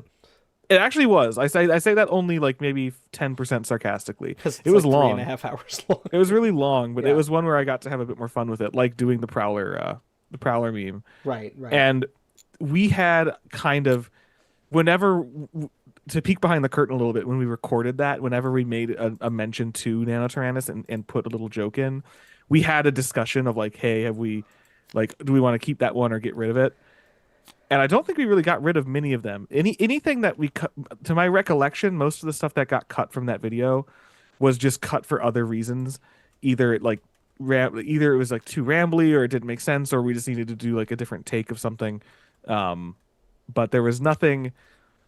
I think we were being pretty cognizant with being a little cheeky, because at that point, was the paper in review? It was about to be submitted. It was about to be submitted. So yeah, we were being a little cheeky. Just having a little fun with it. But no, I don't. We didn't. Oh, sorry, I don't turn think around. push the envelope too far. But no, I don't think so either. That's my take. Yeah, and then Dinodocus8197 asks, does T-Rex have a much faster growth rate with nano yeeted from Rex? It seems to. And it seems to do more what I would expect a very large animal to do, which is just grow really fast. Instead of like doing 13 years, growing really slowly, plateauing for a while, and then, again, mutating into an adult T-Rex. I think the idea that T-Rex just had a really, really fast rate of growth is pretty reasonable. Right, Amelia, it's your turn. James, a question from Tristan Stock. Yes. If you're able, can you explain the Lance taxon in your parsimony matrix? That is yet another one of those things I gave a nickname to. That is just a fragmentary specimen that we are continuing to investigate, but we are not really sure what it is right now. Okay. It's not a lot of material, and we think its phylogenetic placement is very likely to be artifactual because there's just very little preserved. Oh, Liam is in chat. Hey, Liam. Howdy, Hello. Liam. I hope things are going well for you. I hope so, too. I would love to present new Nanotyrannus research at PaleoFest. I was kind of remarking that they invited me a year too early, because it would have been a lot of fun to talk about there. Amelia, you have 5 species out? Holy moly. Oh, no. Oh, God, she got Bambi Raptor out, too. The Bambi thief. I'm publishing. So I would personally love to go back to PaleoFest to talk about Nanotyrannus. It would be I kind of have a dream of getting to do the keynote one year and talk about the issue, but we'll see if it happens. There are many deserving paleontologists who are probably in line before me to do that, but it would be fun. All right, it is my turn. What to do?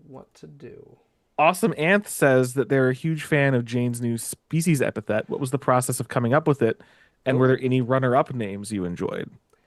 Runner-up names? Yes, there was one other we were toying with, which was about kind of referencing more the controversy over Jane than the kind of oblique reference to it in Lithaeus.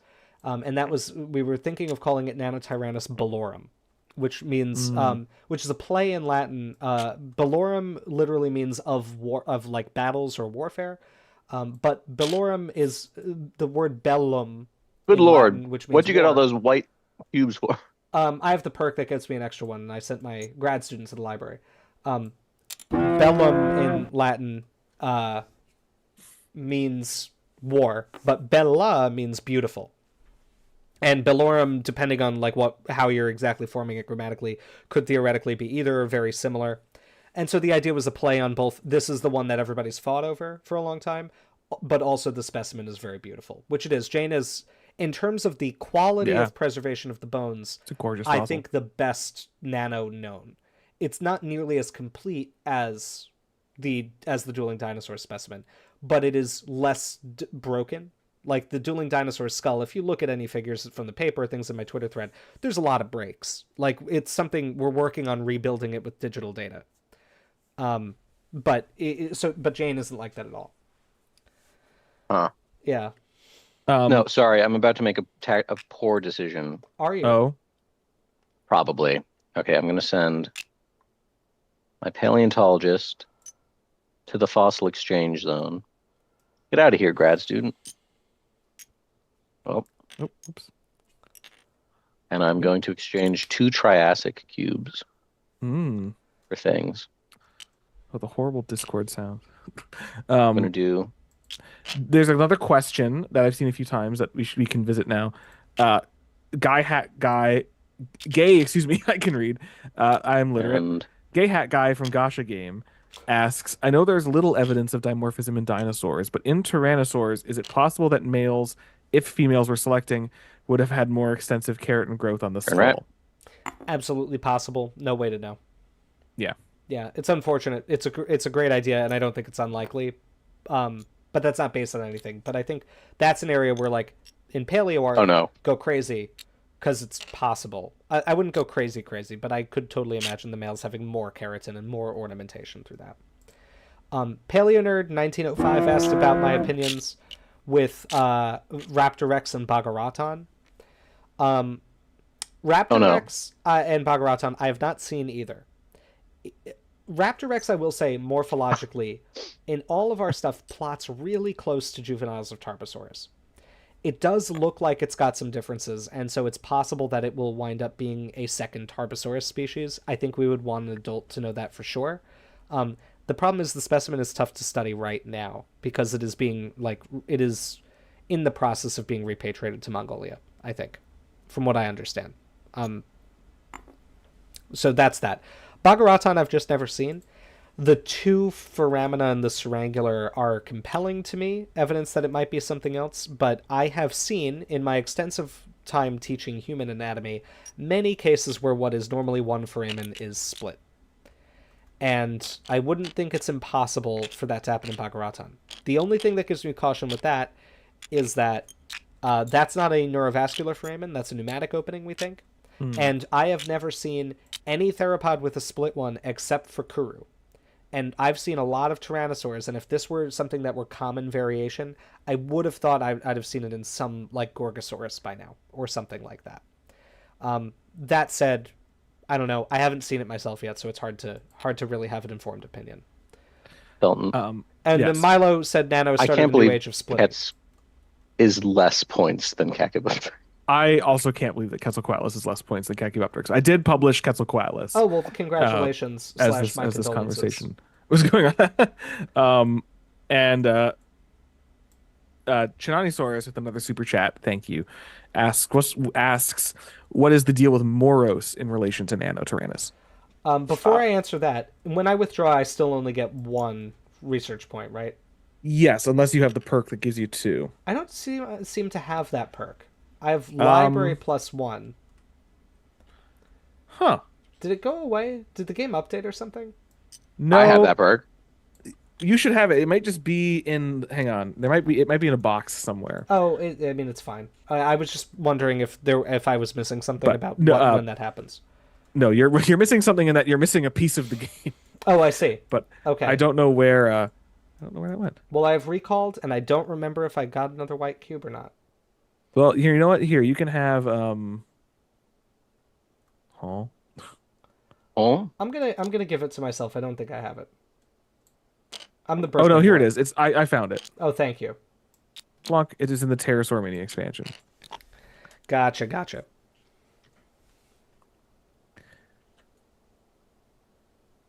Was that your action, young man? He did a withdraw.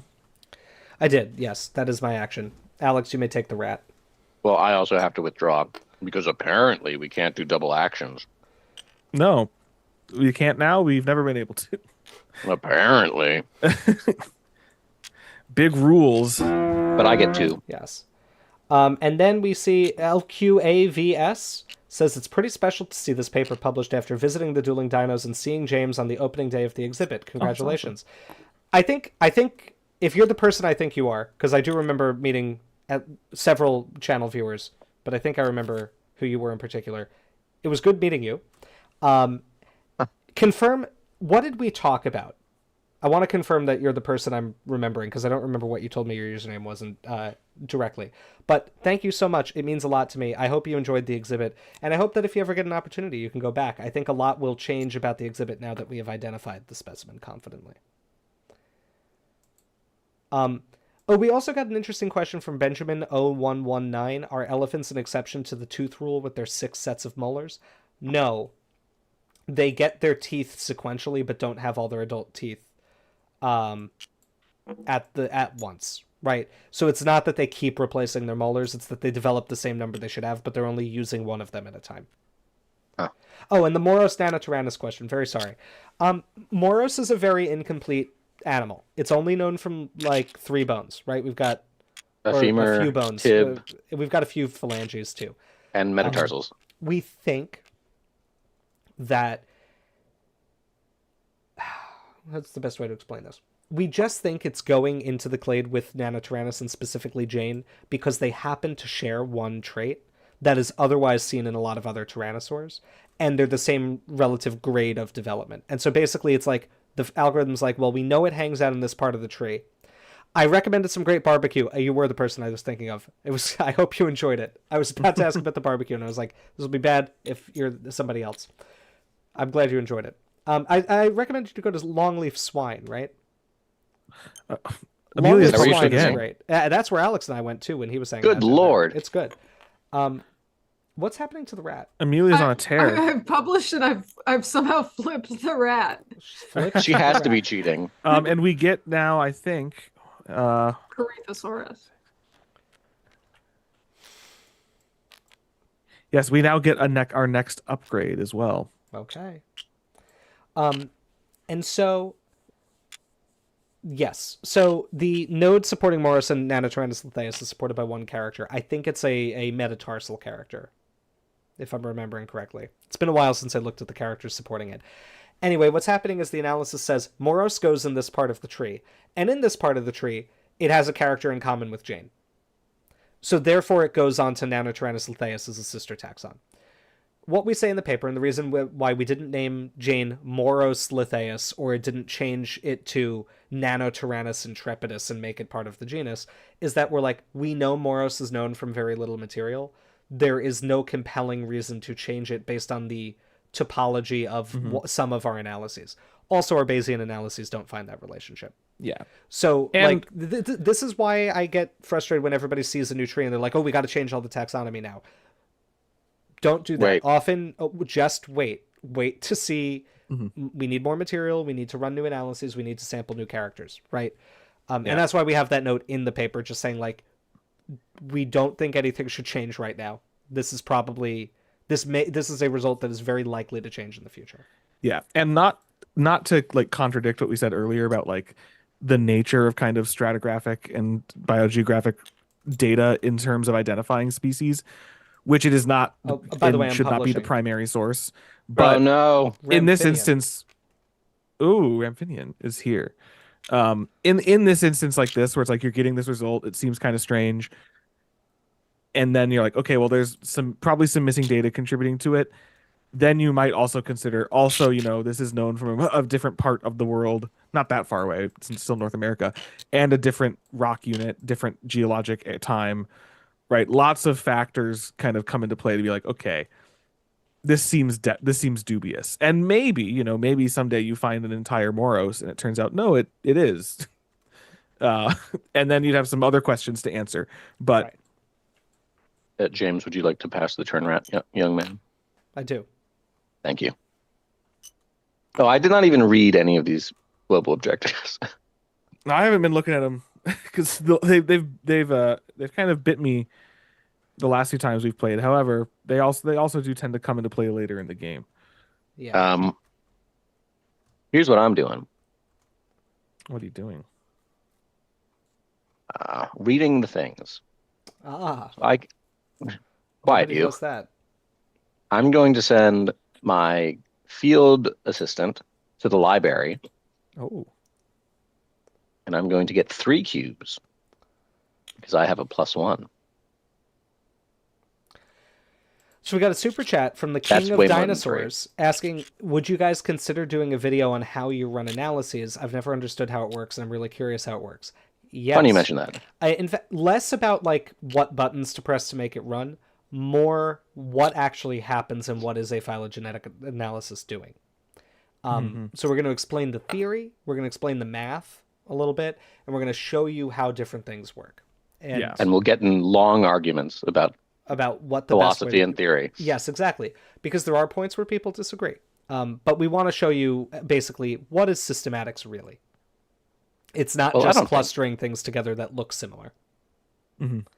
Not that anyone here disagrees. You're all technically my children.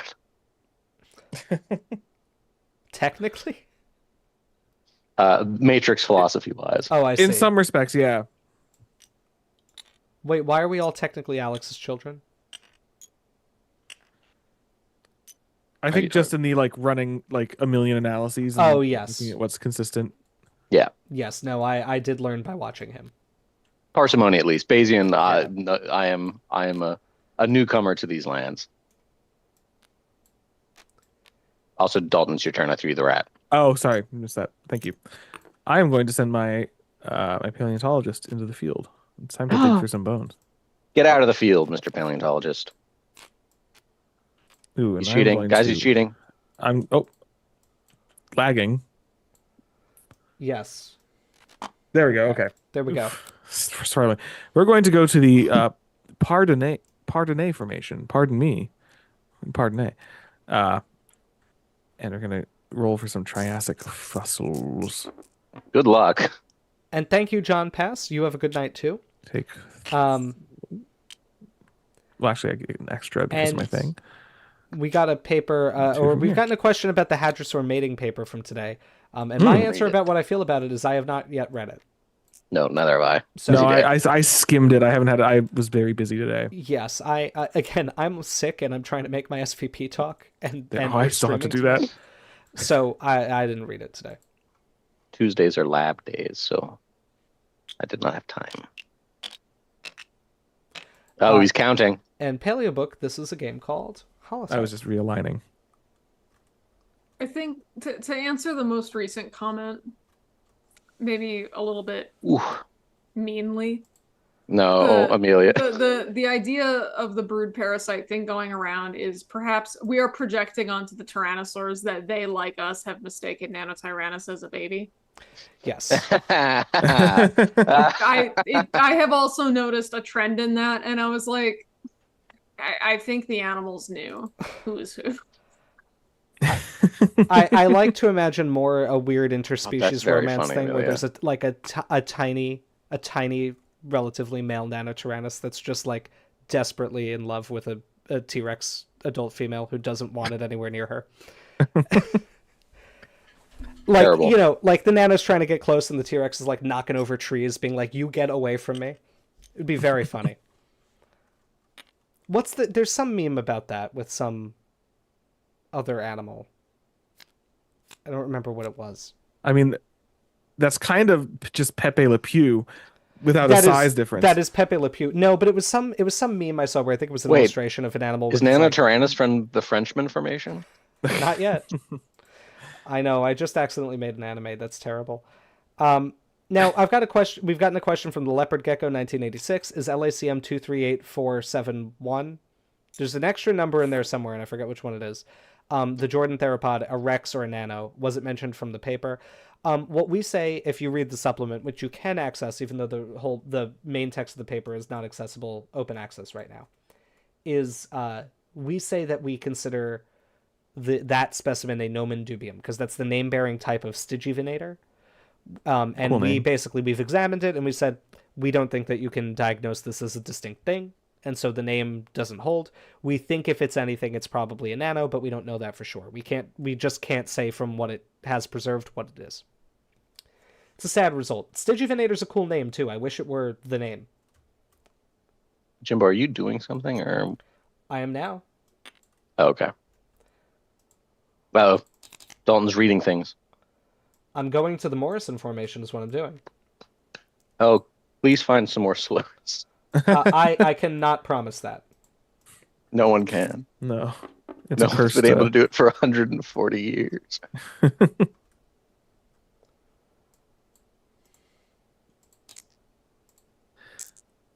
Good night, LQAVS. Thank you for joining us.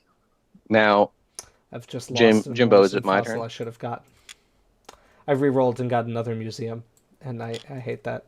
Oh, It that's is terrible. your turn now. Take the rat. Now, I have a question, Dalton. What's your question? Are trades allowed? No. Oh, Are you trying? Do you have Nanotyrannus and you're trying to trade it to me? Well, I made a tactically poor decision of Okay. doing something I just know. I just decided to do it out of spite, Okay. which is publish what I'm about to publish. Which Nanotyrannus eat shit. Right, of course. There we go. But I was prepared to give it to Jimbo for 2 of his cards. I see. Which I imagine you know what they are because you're watching the stream. Oh, no, I'm not. Actually, you can even see on that it's paused. No, I meant 2 of your cards you had like already exchanged. Oh, already out? Yeah, definitely Yeah. not. Oh, I see. You definitely can't do that. Like I would have taken your Ramphinion and your Ornitholestes. An equal trade. Beautiful nano card, by the way, Dalton. Thank you. What if I have the second one? Would you beg? Could I make you beg like a dog? Do you have the other one too? I don't know. Maybe I do. Bastard. It'd be pretty funny. Uh, Oh, what am I? Oh, I know what I'm going to do. I'm going to pull my guys back because I have nothing to do. Wait, Alex, you didn't even put your guy on the space. That's what I meant to do. Paleontologist. All Go right, do it. I'll recall my guy then because of that. All right, Amelia, it's your turn. What's the name or specimen of the Rex that's exhibited with Thomas the Rex and Jordan Rex? That's the Dinotyrannus one I talked about before. It was named Dinotyrannus megagracilis, and it is probably a real juvenile T-Rex. It has an autapomorphy of T-Rex on it. What have you done? Have I done? I just tried to like take it off the ledge. Did you just drop it off the table? I tried to. It was like on the lip, and I tried to move it off the lip of the table because I was just moving my cards around. Who's taking? No, don't take. This is Hold my on. card. No, it's Okay, his card okay. that he flipped into. He tumbled across the table How like do I a get it wheel. out of this stupid Just rotation? Let go of it and then pick it up again. Yeah, but it's rotate. It's at. There we go. This is absurd. All right. I've Easy never there. seen that happen before in Tabletop Simulator. That's No, incredible. it's a first. Oh, and I'm sorry, Gavin Wallander 4693 is got exactly what I was thinking of. It's the pictures of pigeons with the caption "He loves his giant angry wife." That's exactly what I was thinking of. There we go. Oh, sorry, I'm done with my turn. Now that the cards are done worrying. I also don't like not that. So someone has said that they're excited to see us at SVP next week. I don't like. You don't like that the sentence? SVP Next week? is next week. No, I neither. need to make my talk. Same. You won't see me. Alex, I'm publishing. Oh boy. What Alex am I invents publishing? Wheel 2. I'm a Will's little so bit of a good. scientist myself. All right, for This is 4 some Yu-Gi-Oh research techniques. and 4 blue cubes. Oh, if it's Slurus, I'm gonna freak Stegosaurus. out. Oh, who cares? Oh, One, you two, mean three, four, you five. mean the garbage that Slurus was found associated with that we smashed with hammers to get to the important animal? Whoops. Yes. I'm kidding. Stegosaurus is cool. Amelia, question for you. Oh, that's Amelia, easy, uncontroversial question for you. Yeah, I see that. Sorry, I'm messing with my window sizes over here. Okay, so the question and Alex, is, it is your turn. well, first of all, thank you for the super chat. Yes. How? I feel like I The just question- published. Who's publishing? No, it's just Publishing. Alex is surprised that we've got around to the full turn. Oh, okay. We were fast.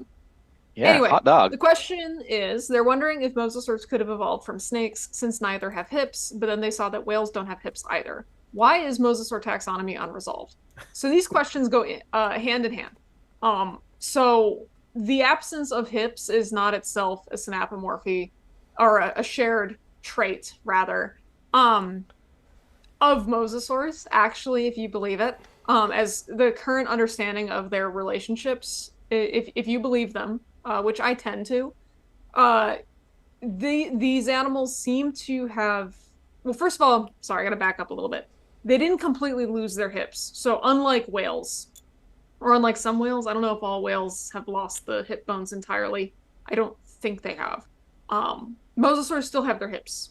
and they still have their rear limbs, their hind flippers. But what they have lost is the bony connection between the hip bones and the spine. This seems to have this loss of that connection seems to have happened at least twice, probably actually 3 or 4 times.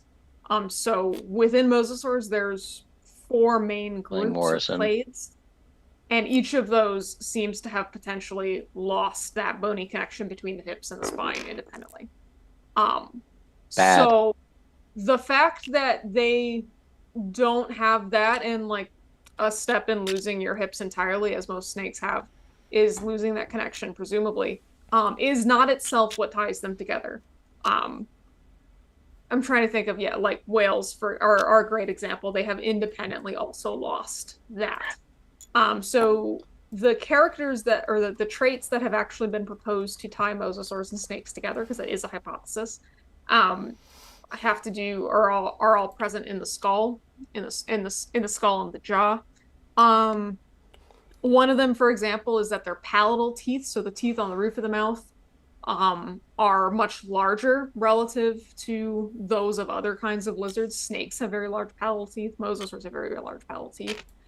It's also been proposed that because they share a similar joint in the middle of the jaw, so reptile jaws have multiple bones, versus like a mammal only have one per side. All of our jaw bones fuse into the dentary or get kicked up into the inner ear or get lost entirely.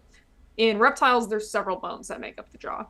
And the joint between the ones in the middle in mosasaurs and snakes is very similar.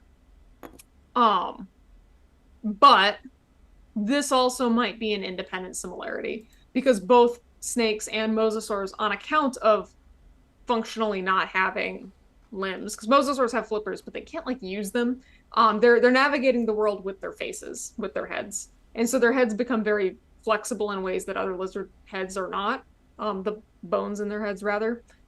And so that could be leading to some superficial similarities between snakes and mosasaurs. But as you pointed out, mosasaur phylogeny is so far from resolved. Mm-hmm. In recent years, different teams have been making different steps to try and address that. The real problem, in my opinion, comes from the fact that there are not very many early mosasaur fossils. So like early, when these things still had legs and still were capable of walking on land, like we only have a handful of fossils like that.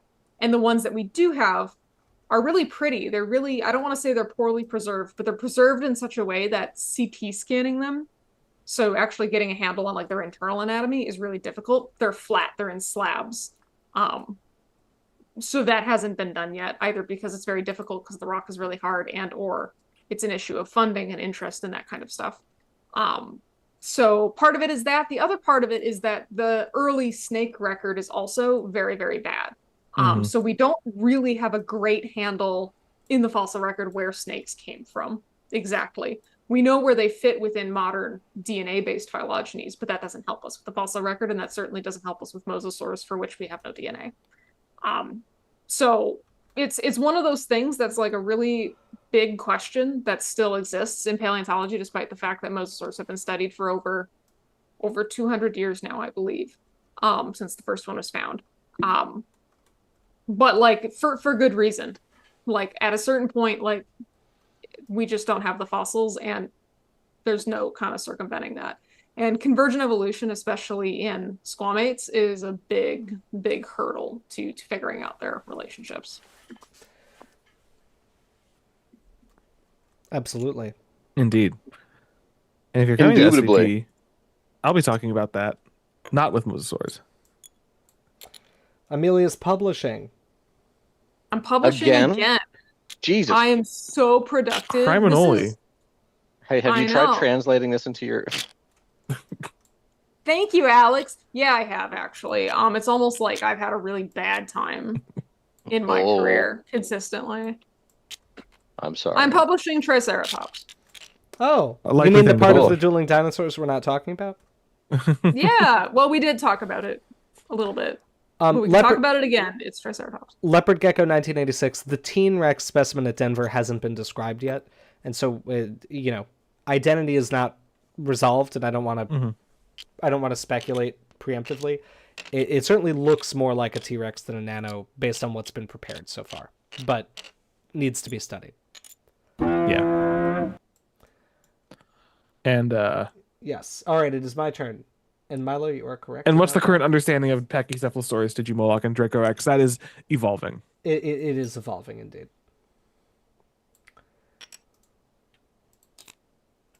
Evolving into, I don't know. I'm regretting having foregone any kind of strategy in this game to spite Jimbo, but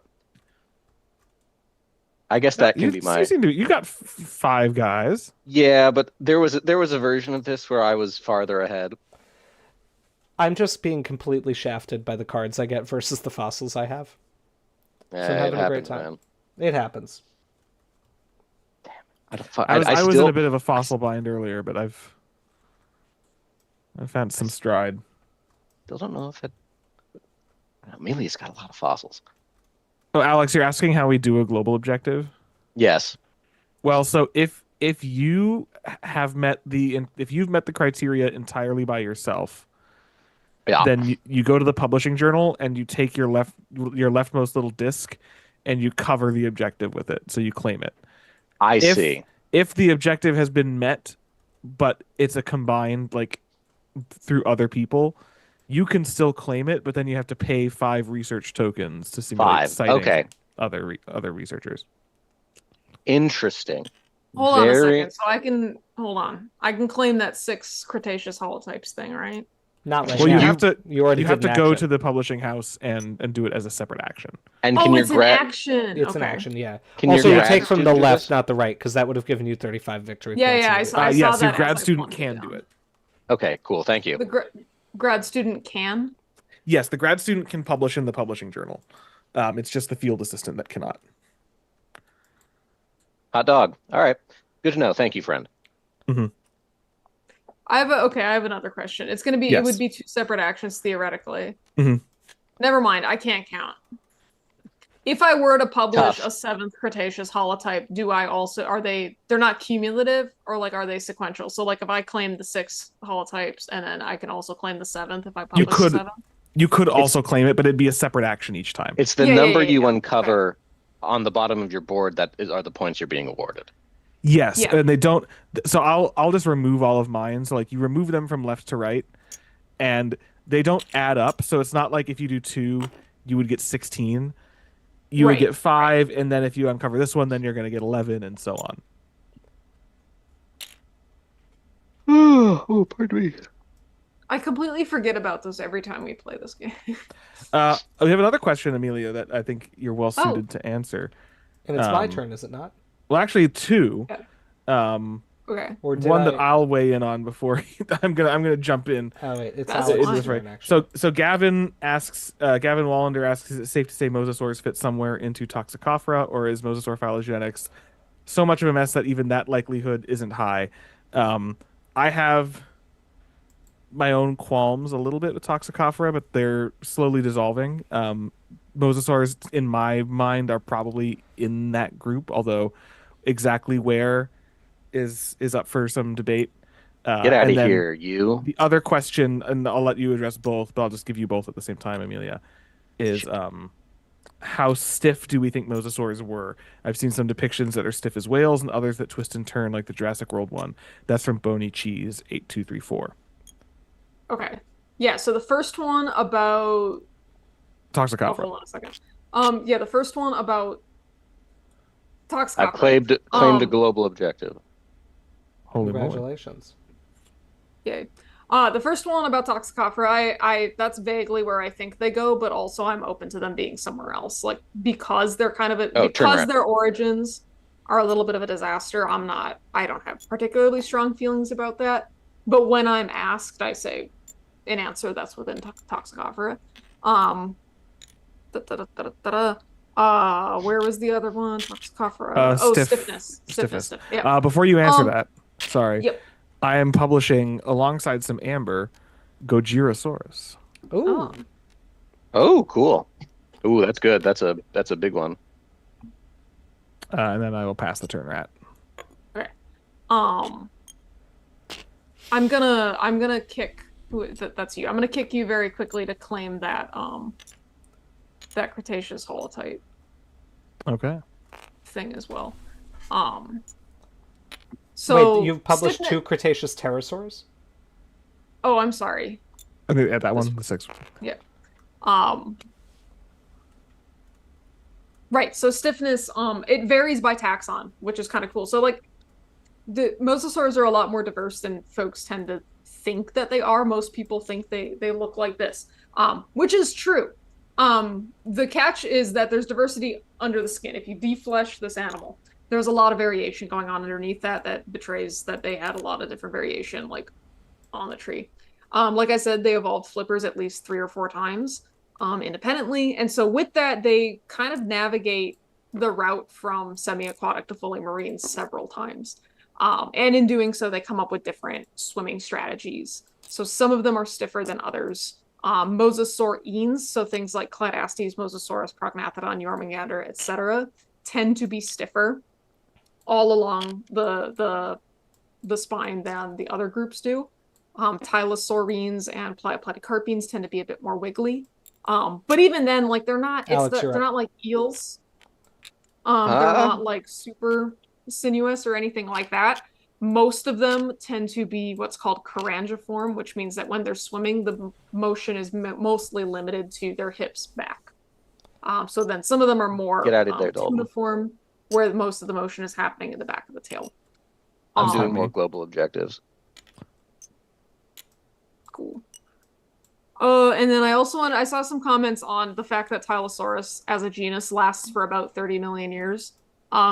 It does, because genera aren't real and it doesn't matter, and that's an arbitrary line to draw in the sand of what a genus is. But also, I raise you that modern alligator has also persisted for over 20 million years as a genus, so like it doesn't matter. That's not a factor of it at all.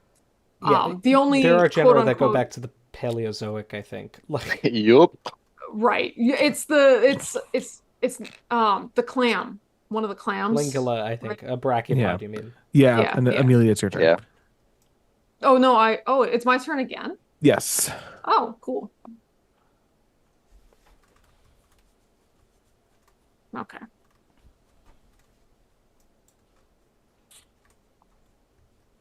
And then there was another, sorry, I knew there was one more Mosasaur question about if there's any way to determine whether they had unidirectional airflow. Oh, yes. Yes, they're not birds. They did not. They're lizards do. Lizards do.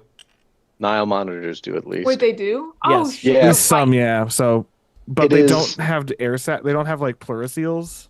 Yeah. So, okay. In the monitors, it's a net unidirectional airflow measure that's found by measuring like basically is more air going in the dead ends or around the lung, and they can do it because Nile monitors have incredibly complex parabronchi, which are basically just think long branching tubes of the lung. It's the same way gators do it. Right. Yeah, the idea of the air flowing unidirectionally seems to predate birds pretty far in diapsids. But birds are the ones where the lung no longer expands and contracts, right? But unidirectionality is seen in a lot of reptiles. Well, yes, and the unidirectional flow in birds is much stronger. Well, if you were to represent it right, like because these are often represented as like arrows going in different directions. There's like a small positive unidirectional arrow in a gator and like a huge big arrow in birds. Like, oh, it's all it's you. Oh boy, is it going? Very quickly, do we need to reshuffle for the erosion? Or can I pick the other one? You can pick the other one. We're still going to reshuffle, but if you pick this, you'll roll those dice instead of having to like use a different space. Oh my god, so much. Oh, so if you choose to do the erosion event, you can act as if you put your guy down anywhere else on the board instead. I see. No, I don't want to do that. Okay. I chose this part of the board for a reason. Okay. So I get a trace fossil, right? Yes, and then 2 of these. Okay. Yep. And you can re-roll one of them. Hold on, let me Good. There's a Lighthouse viewer in the comments. Good. It is good you've watched it. It's a great movie. I will Continue to watch reshuffle the field Charles exhibitions. Fowler V6i modeling the nano skull in Blender and noticing it has a huge neck muscle attachment point. All Tyrannosaurs have that. They've got very strong muscles anchoring the head to the neck, probably because of how much predation they're doing with their head. So it's not particularly As large opposed in to the nano. predation they do elsewhere. Well, I mean, with the hands, theoretically, for nano. But, like, right, this is part of... They have a huge, powerful head. They have a very, very strong neck as well.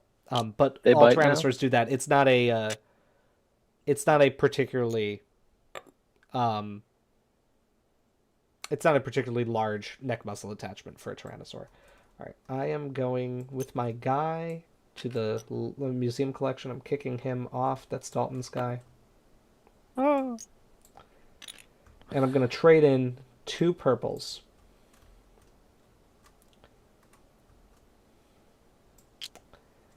And I'm doing that for 4 knowledge. 4 knowledges. I like the idea that I can just destroy fossils to gain new knowledge. Well, you're putting them in a museum. Oh, I see. That's what I'm doing? This is the museum collection. I thought it was destructive sampling or something.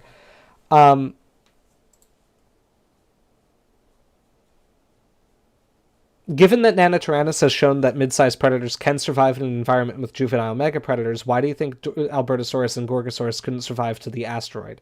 I thought this said couldn't survive the asteroid for a second, and I was like, I want you to think about this very carefully. The asteroid's just a large predator. Right, no. We don't really know what happens to them. It has been suggested that T-Rex outcompetes them. We don't know that. Alex, it's your turn. I wouldn't. I see a comment saying it's a myth or a misconception. I wouldn't say it's exactly that. It's just something that we can't really test right now. So, I don't know. They do seem to go extinct. And they seem to go extinct at a time where there's like quite a lot of change in North America, particularly. Like the fauna seems to change pretty fast. Mm-hmm. And so it might just be that, you know, maybe this is the Western Interior Seaway closing up and that causes quite a lot of environmental change. I got asked by Joshua Ganupa how many papers I think I'll get out of Dueling Dinosaurs. Our numbers will be legion. I can't imagine this not producing a lot of papers. I'm specifically as outgrowths of this project right now. I'm working on 5. Your turn, sir. There'll be quite a lot. Thank you. And what's the process for writing a formal scientific paper? First of all, figuring out a topic. Getting permission to work on a specimen is very important. Well, James, the process is you turn in your research, the appropriate research cubes and fossil cubes, and then you publish your results, a la Gastonia here. Your result is Gastonia. Yes. Interesting result you got there. And we can pick a new upgrade. Upgrade. Is this game almost? We're getting closer to over.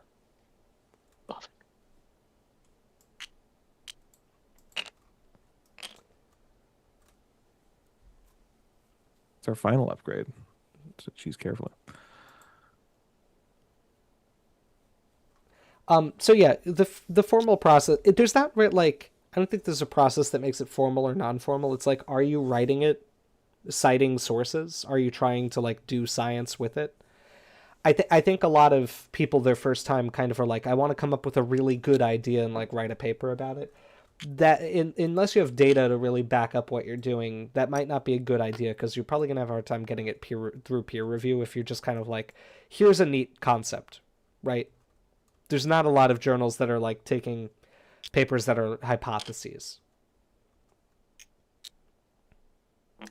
So, I mean, the process is basically figuring out where to start. I would advise anybody interested in getting into research to try to work with a lab with a research mentor because they will help a lot with this process.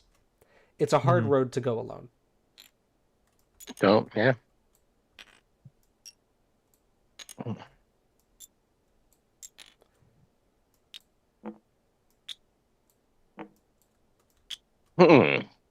Interesting. And Alex, The rat is yours.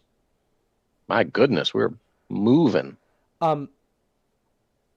Nanospecies may have coexisted. We don't know how old Lithaeus is relative to Lancensus. I don't think they're a direct ancestor descendant population because I just generally don't think we can know that. I question those ideas in the fossil record quite a lot. We don't have enough of them to really demonstrate that anyway. I don't think it's necessarily the case in Triceratops, frankly. Nor do I. Yeah. Me neither. And then Eastern North America having lower quality fossils available. It's not urban sprawl is not why they're lower quality. It's part of why we don't find as many. The main reason we don't find as many though is that we don't have badlands where there's a lot of rock exposed. Sorry, I'm just. Where's the discard? I agree, Joshua. There. Oh, goodbye, Stegosaurus. I like the art on that for Stegosaurus. It's very wrinkly. Oh, turn rat pass. Sorry. Oh, thank you.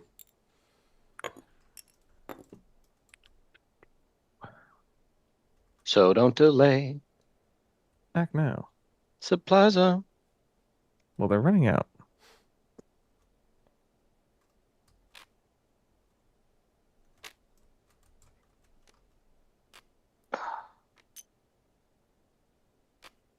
I'm just going to take that. All right, Amelia, your turn. Sorry, we were discussing. What were we discussing? Oh, Eastern North America. Yeah, it's forest covering and the lack of badlands, right? Oh yeah, it's that we don't have enough rock exposed to search for fossils. Mm-hmm. Yep. And a lot more private land, which just makes it difficult. Right. Yeah. There are like on the East Coast, there are like these historic sites that are just someone's yard. Right. That they built like a house over 100 years ago. It's unfortunate, but it happens.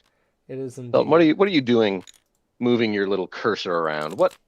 I'm just looking around the board. I'm going back to the Morrison formation, not the Pardonnet formation. I've never heard of that before. No, neither have I. Canada. I didn't mean to say that dismissively. It's just that's where it is.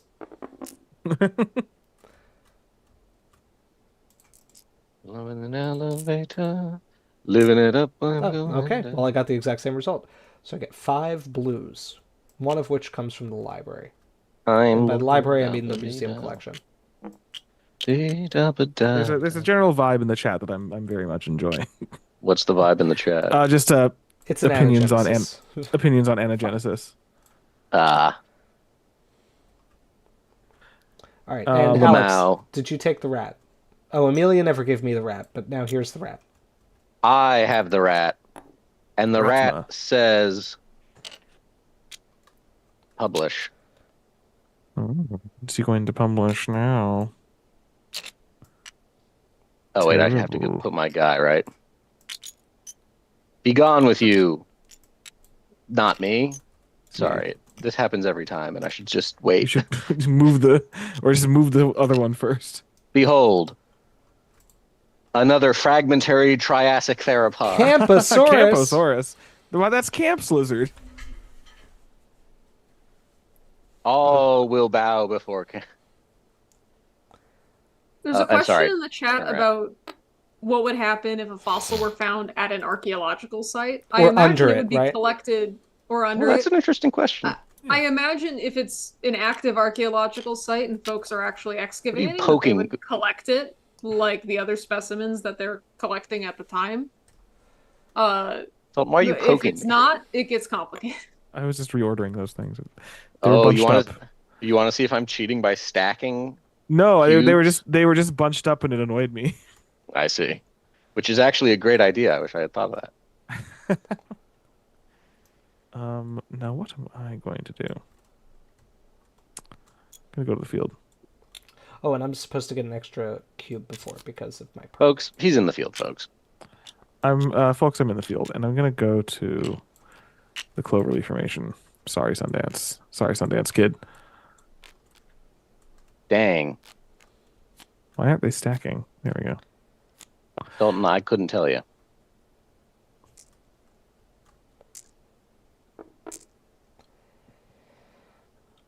Perfect. For the DD specimen, we don't yet know if it was attacking the Triceratops or not. So we don't know. Quiet, Jim. Someone's asking me about my work. Yes, please talk about sea Amelia, it's your scorpions. turn. I have published 2 papers on sea scorpions. I can't say that I'll never publish another paper on sea scorpions. It'd be fun to. They're not really something I work a lot on, but I dipped my toe into the Silurian estuaries to hang out with sea scorpions for a while. I wrote a really short little paper as a Peabody Bulletin, which was identifying the little tail, a piece of a tail we call a telson, in a individual of Eurypterus lacustris. So there's this place called the Bertie waterlime, which is a conservat Lagerstätten, a place of exceptional preservation that preserves tons of Eurypterid fossils. Amelia, are you done with your turn? May I take the rat? Oh, it's got a Yeah, I just don't know what just happened to my species. my Centrosaurus. I think they stacked. Anyway, so if you've ever been in like a gem shop or a rock shop, you've seen fossils from this place. Especially Eurypterus remipes and Eurypterus lacustris are very common little Eurypterids. They're like maybe that big. They're not particularly large, but we found this telson, which had a very characteristic serration on the edge that goes to one of these species. And we're like, they get way bigger than the largest individuals we have. So maybe 2 feet for this one species. And this was interesting because it's like, oh, wow, we're actually, even with all these fossils, we're not sampling the larger individuals of this one species. And that's probably because most of the fossils, again, that you see in the Bertie waterlime and in rock shops of Eurypterus are molts, not dead individuals. They are shed skin, exuvia. So every single one of those fossils is actually a direct evidence that the animal got larger because it had to leave behind its shed skin. And that kind of pushed me in the direction of a paper where I'm like, well, okay, so if giant size can arise in a group of sea scorpions that aren't generally considered to be too big, what is maybe driving the evolution of giant size in Eurypterids? So I collected a lot of data and worked with a exceptional invertebrate paleontologist, Nico, and I don't want to embarrass myself attempting to say his last name. Dalton, do you remember? Mangiardino Koch. Thank you.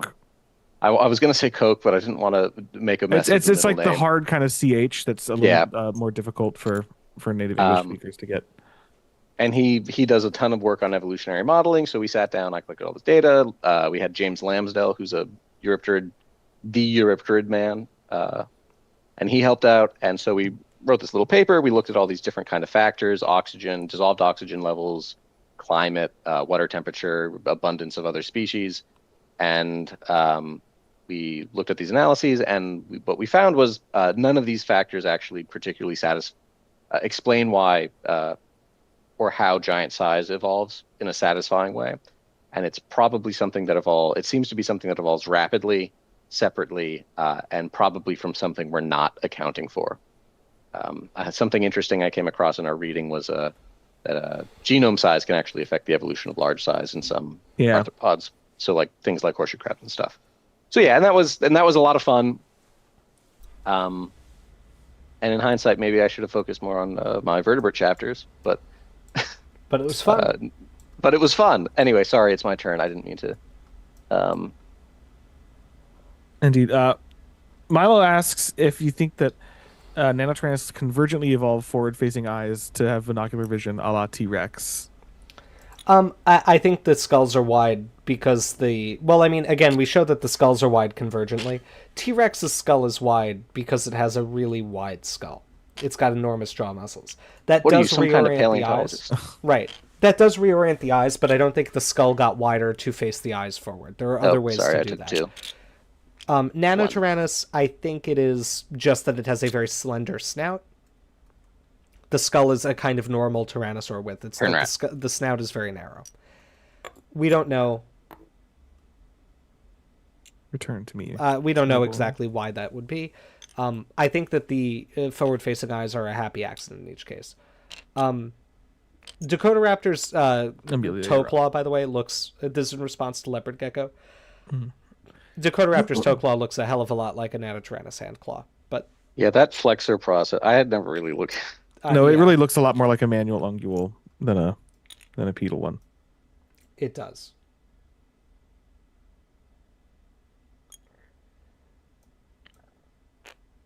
Thank you, Noah.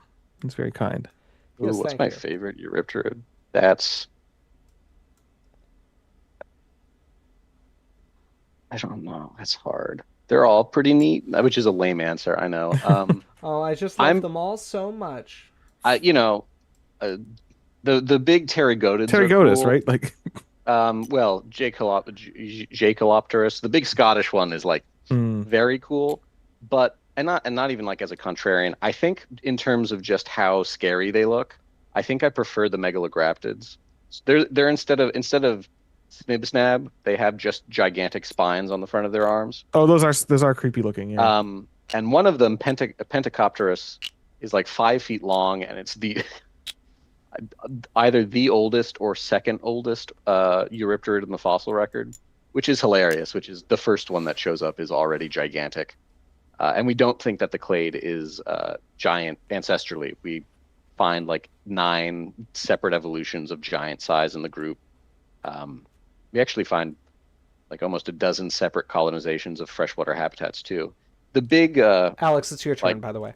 the big dirt-eating Hiberopterids are a lot of fun too. They don't really eat the dirt; they like eat little worms out of it. But there's a thank you, James. I almost just passed the turn because I'm stupid. I'm going to send my paleontologist. No, I'm not going to do that. I'm going to retract my grad student and my other guy, and I'm going to take knowledge tokens. You went to college to get more knowledge. Actually, I think I get 1 extra. You know, I'm back on my trip from Jupiter. Went there to get more stupider. That's fine. I'm sorry that happened to you. Yeah, so there's like this cool thing that happens with a lot of Paleozoic invertebrates in the Devonian where they get they have a bad time, ecologically speaking. So like trilobites have a huge decline in the Devonian, and Eurypterids, marine Eurypterids, basically go totally extinct. The only survivors are these big domed Hiberopterids and their relatives, these Stylonurid Eurypterids that are in swamps and stuff. You've probably seen cool art of them. It's I what published Stegosaurus. nice. Good for you.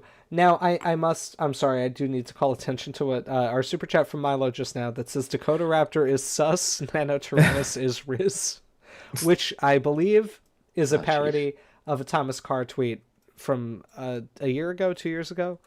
That was Nanotyrannus is sus, juvenile T-Rex is Riz. Oh, I didn't even know that. That was wrong. We taught him. You taught him what those words mean? We taught him what those words meant in Montana, in the Hell Creek, on the side of a hill, digging out a Triceratops. Well, and I've regretted it ever since. As well you should, but also that was incorrect. Nanotyrannus is Riz, not sus.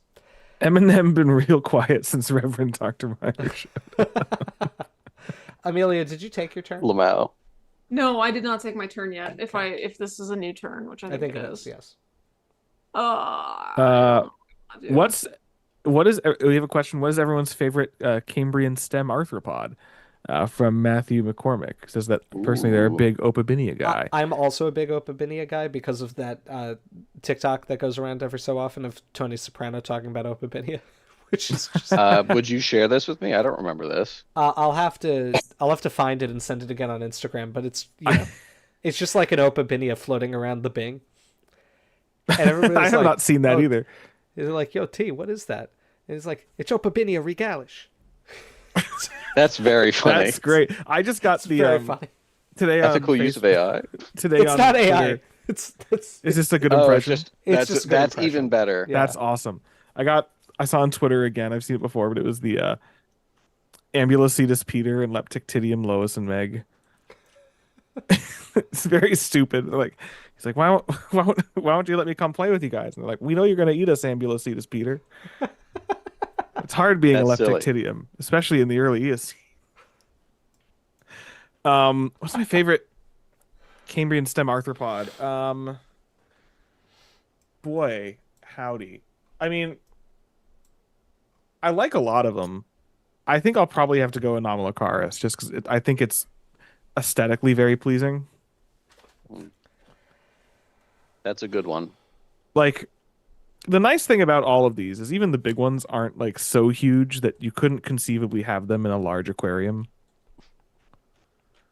And I think they'd make great aquarium animals. Facts. That's, I don't know. The question was Cambrian stem arthropod? Yes. Uh, there are these weird shrimp that form a chain that I've been obsessed with. They just find them in like a chain, and they're like these bivalve shrimps. Alex, I've attempted to send you the Opabinia video, by the way. Thank you. It's in our normal group chat, but you'll have to click the link to Instagram. Like, Dalton, I've also sent it to you. Much obliged. Those are cool. Anomalocaris is cool, but there's also like one of these weird soft dinocaridids or something. Pamdilarion or something like that. Oh my which god, is like, look at this. I got the Morrison formation twice. Incredible. Wow. I wonder where I'm going to go. The Morrison formation, I'd hope. Which is like a big worm with just megalograptus arms. I'm noticing I just like big spikes in front. It's cool. And that's like 5 or 6 feet long. It's like one of the biggest Cambrian nectonic predators. Which also, what was it eating? Everything else is so much smaller than this. It must have been a juvenile of something else, though, right? Of course. Maybe it's skewering little like Hycoichthyes on its spines. Although I have no idea if they're from the same unit. Well, there's something like Hycoichthyes there, almost certainly. Yeah, some stem chordates. These things seem to be pretty global, at least in terms of kind of general form. Let me learn. I'm going to learn. Don't. From group. Okay, sorry. Never mind. Sorry. You're sorry, not allowed guys. to learn. The skeleton crew says don't learn. Do not learn. Alex, while you learn... Ooh, someone has posted the name of the cool shrimp. Thank you. But that is Alex, Amelia. it's your turn. What is your favorite Cambrian stem arthropod? I don't even know what qualifies. I kick you out. Eric, I expel you. Oh. Everything that everyone has said is very cool. A lot of the shrimps are very cool. It's publishing time. Oh, No. what you publishing? It looks like it's something Triassic. 1, white. 2. Why would you say it's something Triassic? How could you know that? You're cheating. What's even left from the Triassic? I feel like we never published this much Triassic stuff. There's a lot of Triassic out there. Ooh. It's this thing. Oh, gonna get it. That. Is this a... Who's going to get it? It's a Thalattosaur. Oh, really? Yeah. Is it an Skeptis? Oh my god, it's so silly looking. I love him. Looks like a Hoopasuki. Well, don't Hoopasukians have like osteoderms? No, they do. Well, I don't know how well you drum. No, he has a Thalattosaur. Yeah. I've been asked how feathered I think Nano was. Yes. I don't know. It might have been. Probably had some. Good job. Good Where answer. did Megaraptorans fall on the Silurosaur tree? Good question. That's a great question. Are they Silurosaurs? Also a great question. Probably yes. Probably. Alex, I'm kicking you out. The Joaquin Raptor paper was had some of the best Megaraptoran material that's really been published so far, and they got them as the sister group to Tyrannosauroids, not being Tyrannosauroids themselves. I think that seems pretty okay. I buy that placement. I have never bought the placement of them within Tyrannosauroids. Everybody has always just acted like it's true because the paper suggested it once. And wait. I'm sorry. They get it as like sister to like Proceratosaurids and everything else, or like nested within? They get it as sister to Tyrannosauria. So Proceratosaurus plus everything else. Right. Okay, interesting. Damn, that doesn't help much of the ghost lineage, but it's all been derivatives of the same analysis that have been getting this. So a few papers have suggested it, but there's a lot of papers that have just kind of taken it and assumed it. Well, you know what they say? To assume is to be correct every time. That's always what they say, yes. Yeah. Amelia, it's your turn if you weren't aware. I was not. Thank you. Mhm. Can I at the green one, the Mhm. museum, can I turn in multiple cubes at a time? Yes, you can. Okay. Yeah, and if you send your paleontologist or your field or your grad student, you can turn in multiple cubes for both other cubes in the collection and research cubes. Okay. I love a good research. But Amelia, when you're putting them there, they don't go in the bowl; they go into Right, the right, space. right. I got a cough. Shenanisaurus has asked about Thomas Carr calling Nanotyrannus Tyrannosaurus lancensis in some news articles. No, but I'm not aware of what his interpretation is saying there. I also want to say news articles in technical things like this do not quote people accurately a lot of the time. These are technical, very, very specific things that a lot of reporters just aren't trained in. And so I don't know that he suggested that. If he did, I don't really know what it's based on, other than maintaining that this is a very close relative of T-Rex, which it's not. I don't know what features he would be using to make that determination, but I'm also not entirely certain that this is actually a thing that he said and not like something that got lost in a game of telephone. And the leopard gecko 1996 asking about, is it okay to buy megalodon teeth? Yes, they're very common. If someone was to offer you like, hey, I found like a complete set in like the proper orientation, then I would suggest maybe considering trying to get that to a museum. But like individual teeth are kind of one of the few vertebrate fossils where when you see them in like a rock shop, you're like, okay, that's not the end of the world. I found a megalodon with an outline of the cartilaginous. Yeah. Hey, guess who's getting kicked out? Oh no. You are. Oh man. Dang old man.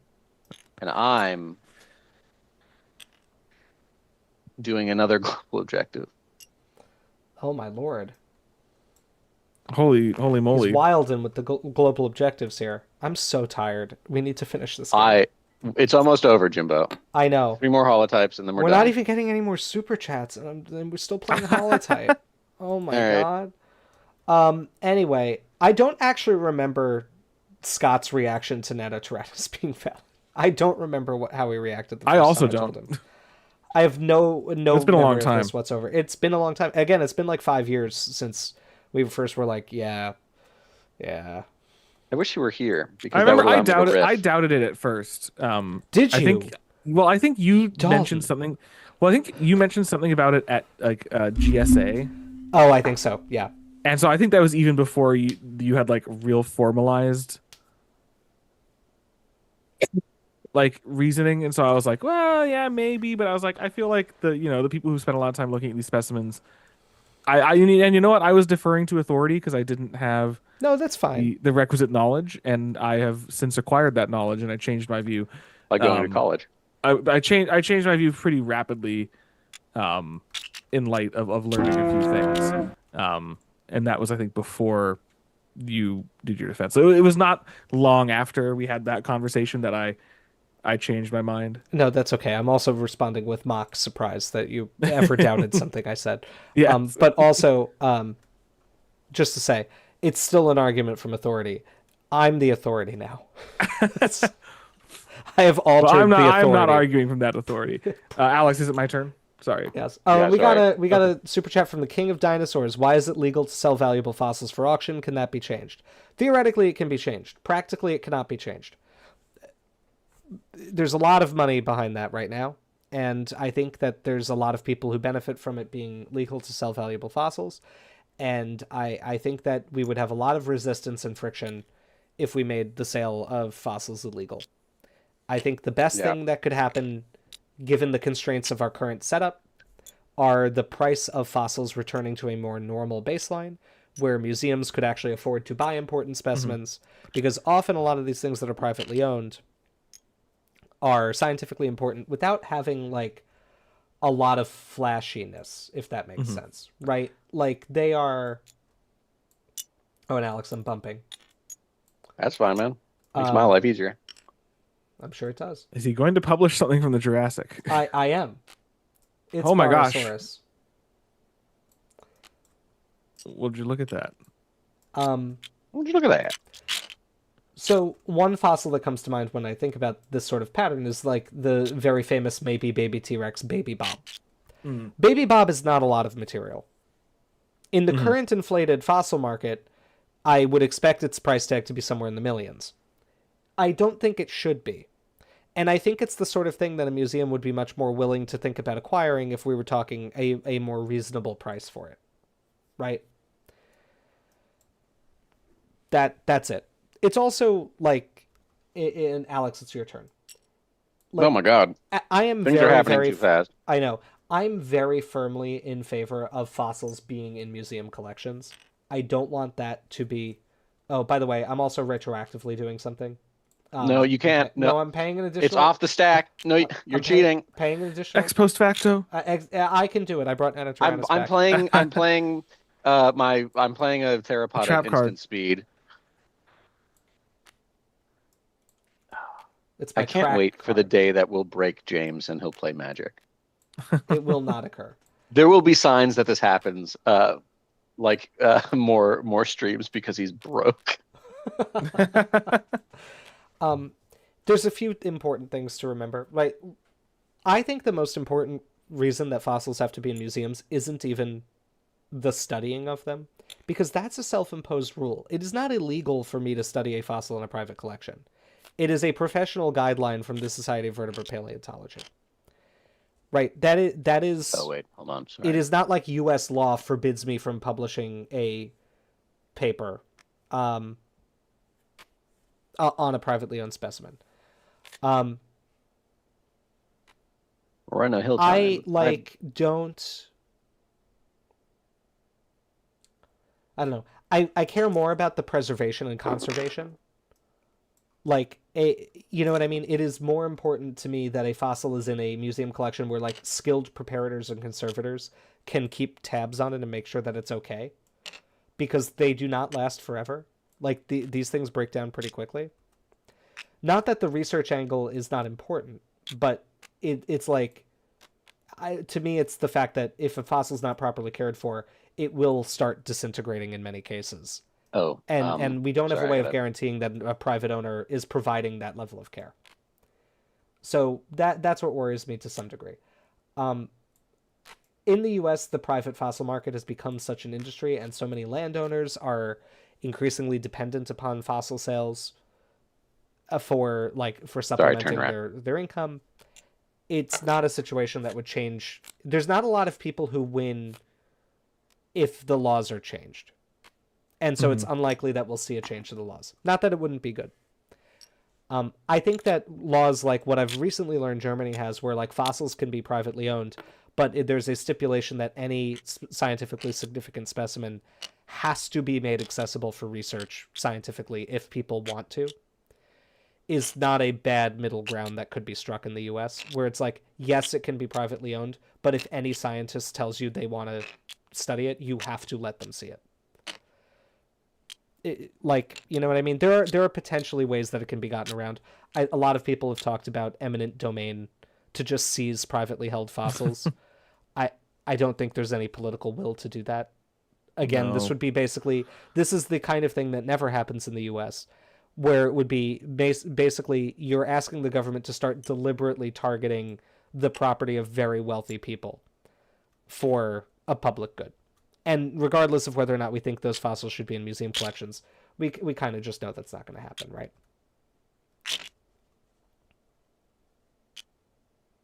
So. Uh-oh, something's happening. No, Amelia's done it. the Tarbosaurus's Tyrannosaurus Batar thing is not from the fossil market. That is actually a mostly a Thomas Carr thing that he started calling them the same genus. Well, I think other Sorry? I was gonna say that other Tyrannosaur people have like tossed that around before too. Nobody else uses it though, or have. Well, before currently, him. right? So it was Tyrannosaurus Batar was the original name. It was recombined in 1965, and to my knowledge, since then only Carr has used it. Yeah. Got Good night, Matt. Thank you. Greg Paul do it at one point? Greg Paul may have been the other, but he actually also put Daspletosaurus in Tyrannosaurus. He just was like, everything is Tyrannosaurus, which is an interesting standpoint, right? You know, and it shows people change. Sometimes lumpers, sometimes splitters. I forgot to say that I'm publishing.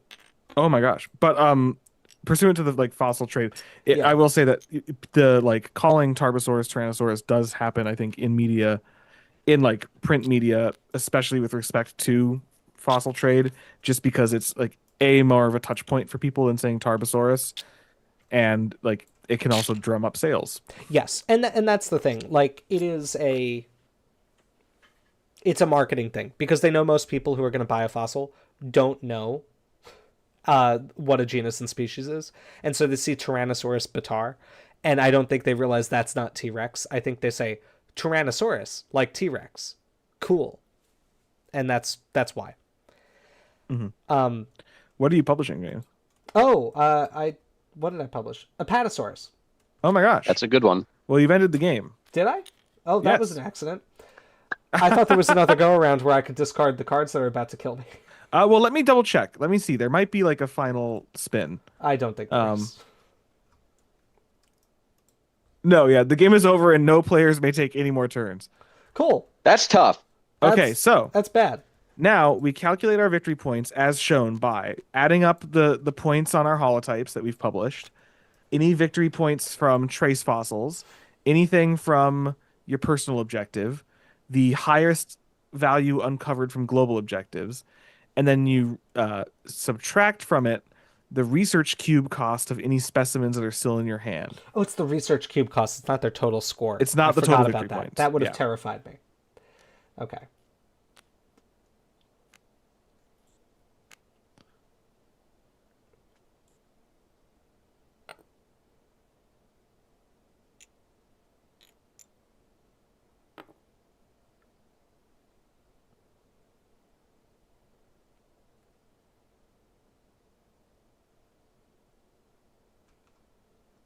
Okay, I'm totaled.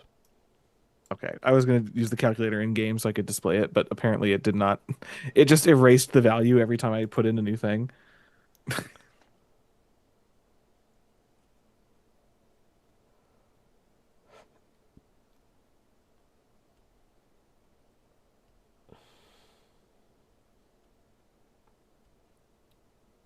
Okay, I'm also totaled.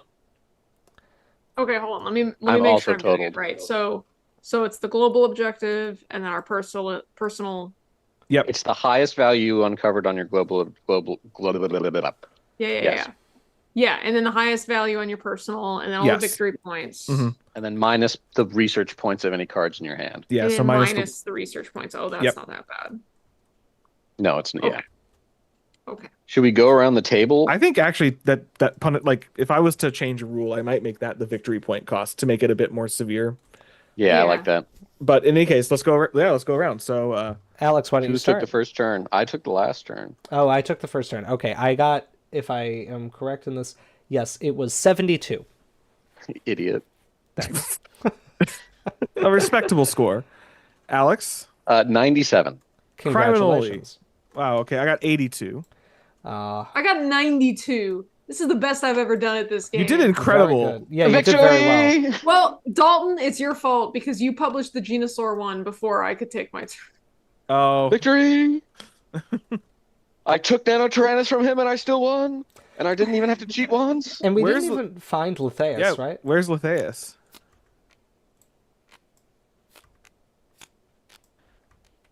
I keep flipping that incorrectly. Is it going to be the bottom? That would be very funny. I did not. Oh, there's Jormungandr. There's Helioscopos. Tyrannosaurus. My last was an Ornithomimos. Solaris. There it is. Why were all of the ones important to us at the bottom? I don't know. That's so just funny. A rude deck. Damn. Well, this is cool. a total victory for me. The global objective helped a lot, and they usually are stupid, but this time it all It was Kind of also a shook out. very lucky shuffle that so many of them were like direct iterations of each other, so you could just keep. Yes. Yeah. More Triassic? Yes, Don't mind if and I. very rarely I feel like are we able to like self-fulfill them so easily. Yeah. Yeah, I was able to do. Yeah, no, it ended up shaking out. I'll tell you what shafted me here is I chose the small saurians thing with holotypes that are below 2 meters. And then got it to every sauropod. I just kept drawing sauropods. I'm like, stop. No, I don't want more. I had Triassic Succession, which has a pretty nice That's that's pretty beefy good. beefy up with 21 for getting 4 of those out. Oh, Yeah, that's baloney because I had the Cretaceous one, and I only get I'm sorry. 19. Oh, boo, boo. What was your personal objective, Amelia? I had the Cretaceous Cretaceous holotypes. Succession That's helpful. one. Yeah. Yeah. You also all right. published more than that. You had a lot. Well, yeah, because and even then I only get 19 for it. Sorry. That's true. Now, do you guys want to know something that's going to make me feel better about losing the game on my own celebration stream? Which Yes. the crew Yes. already knows, but I'm going to tell everybody else about the press attention metrics for the Nanotyrannus paper. There we go. I worked hard for this, Alex. No, it's fine. Enjoy your moment. Thank you. This is just... I just got to find the screenshot that I took. Okay. So, as of yesterday, when I looked at these stats on Altmetric on the paper, and you can access these yourself, they may have changed by now. Of 174,000 tracked papers in Altmetric, the Nanotyrannus paper is ranked 92nd in terms of how many people have shared it on social media or cited it on Wikipedia pages or talked about it in the news. So we are in the top 1% of papers that have ever been published. In Nature, which is, kind of one of the best journals that exists, we are ranked eighth place of all papers that have been tracked in Nature. So we are 8 out of 623 tracked in Altmetric right now. So this is like kind of amazingly not just a really cool paper by my own estimation, but is like actually nearly unparalleled among papers in general in terms of how much attention it's gotten, which is insane. I will never let anybody else forget this. I'm gonna get the Altmetric scores printed as a t-shirt. Just wear it at SVP. You get it tattooed. Yeah, I should get it tattooed right on my forehead right here. I'm going to sneak small amounts of lead into your food to give you dementia in your mid-30s, so you forget. Anyway. Okay. Well, while we actually have a nice round number. We are at 13,700 subscribers, which is a lot. Wow. And us. A lot of those came from this video, or not this video, but the nano paper video. Indeed they did. And now That would be I'll cool give if you could everybody a little OBS sneak that. preview of a render that I made, Mm. which will Ooh. be. I'm gonna add it as an image in OBS Studio. We're gonna see how this goes. I made this render today as I was practicing some 3D animation stuff for the eventual Nanotyrannus video essay type things. Which I don't know how many there will be, but it's what I made them for. And here we go. Oh my god, it's so enormous. It's so big. We're gonna just. Oh, is it on the? It's on. Hang on, OBS. James. If you zoom out in Tabletop Simulator so that the nanos are about the same size as the table. Oh my god, what's gonna happen? So I'll zoom out. Tell me when you've done that, and tell me when you're ready, and then I can't coordinate this for the stream because of the lag. But what I'm gonna need you to do is just tell me, drag them out of the bottom of the frame, and then bring them up into frame so that they make contact with the table, and let me know when they make contact with the table. Okay. Contact. There we go. That was one of the most tortured jokes we've made. That's funny. And yes, they are blue. Thank you. Dabba-dee-dabba-die. Okay, can I close my eyes now? I like that they're existing in the weird. I think, I forget. We determined the country. Maybe German, hallway, alleyway thing that we play this game in. What'd you say? Sorry? Well, I just like that the Nanotyrannuses are existing in this European alley. They are. They look kind of European, right? There's something. They've What? got European energy. I don't know.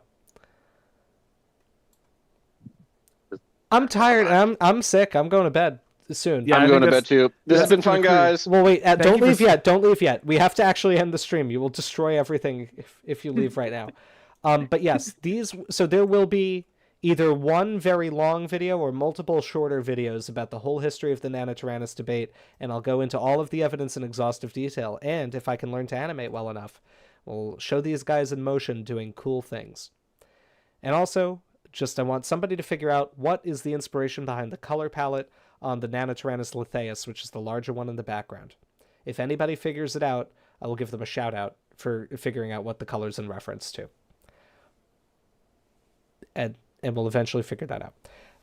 Maybe I'll reveal it eventually. All right, folks. Bye. Goodbye. Thank you for joining. Thank you again for joining. This has been a wonderful stream. I am so... Oh, somebody suddenly has a question. Can we take one more question? I don't see why not. Okay, you can take... We'll take your last question. The arms are huge. What are the implications for Duonicus? I don't know. Duonicus is definitely a therizinosaur. So it's not a tyrannosaur. And do we know why they became two-fingered? No, we do not. Hopefully in the future we'll learn. But good night, everybody. I desperately need to go to sleep so that I'm not sick at SVP. So thank you all for watching. Thank you so much for all of the support. I'm going to stop lording Nanotyrannus over everybody eventually. Probably not for a few days. But it has been tremendously exciting to finally get to share this with everybody. I have been working on this stuff, as we've talked about, for a long time now, about half a decade. And it is a huge privilege to finally be able to chat about it and to see how much people are taking an interest in our work. So thank you all very much. Look forward to the next time we stream. Thank you all. Yes. All right. Bye. Bye. And I'm going to end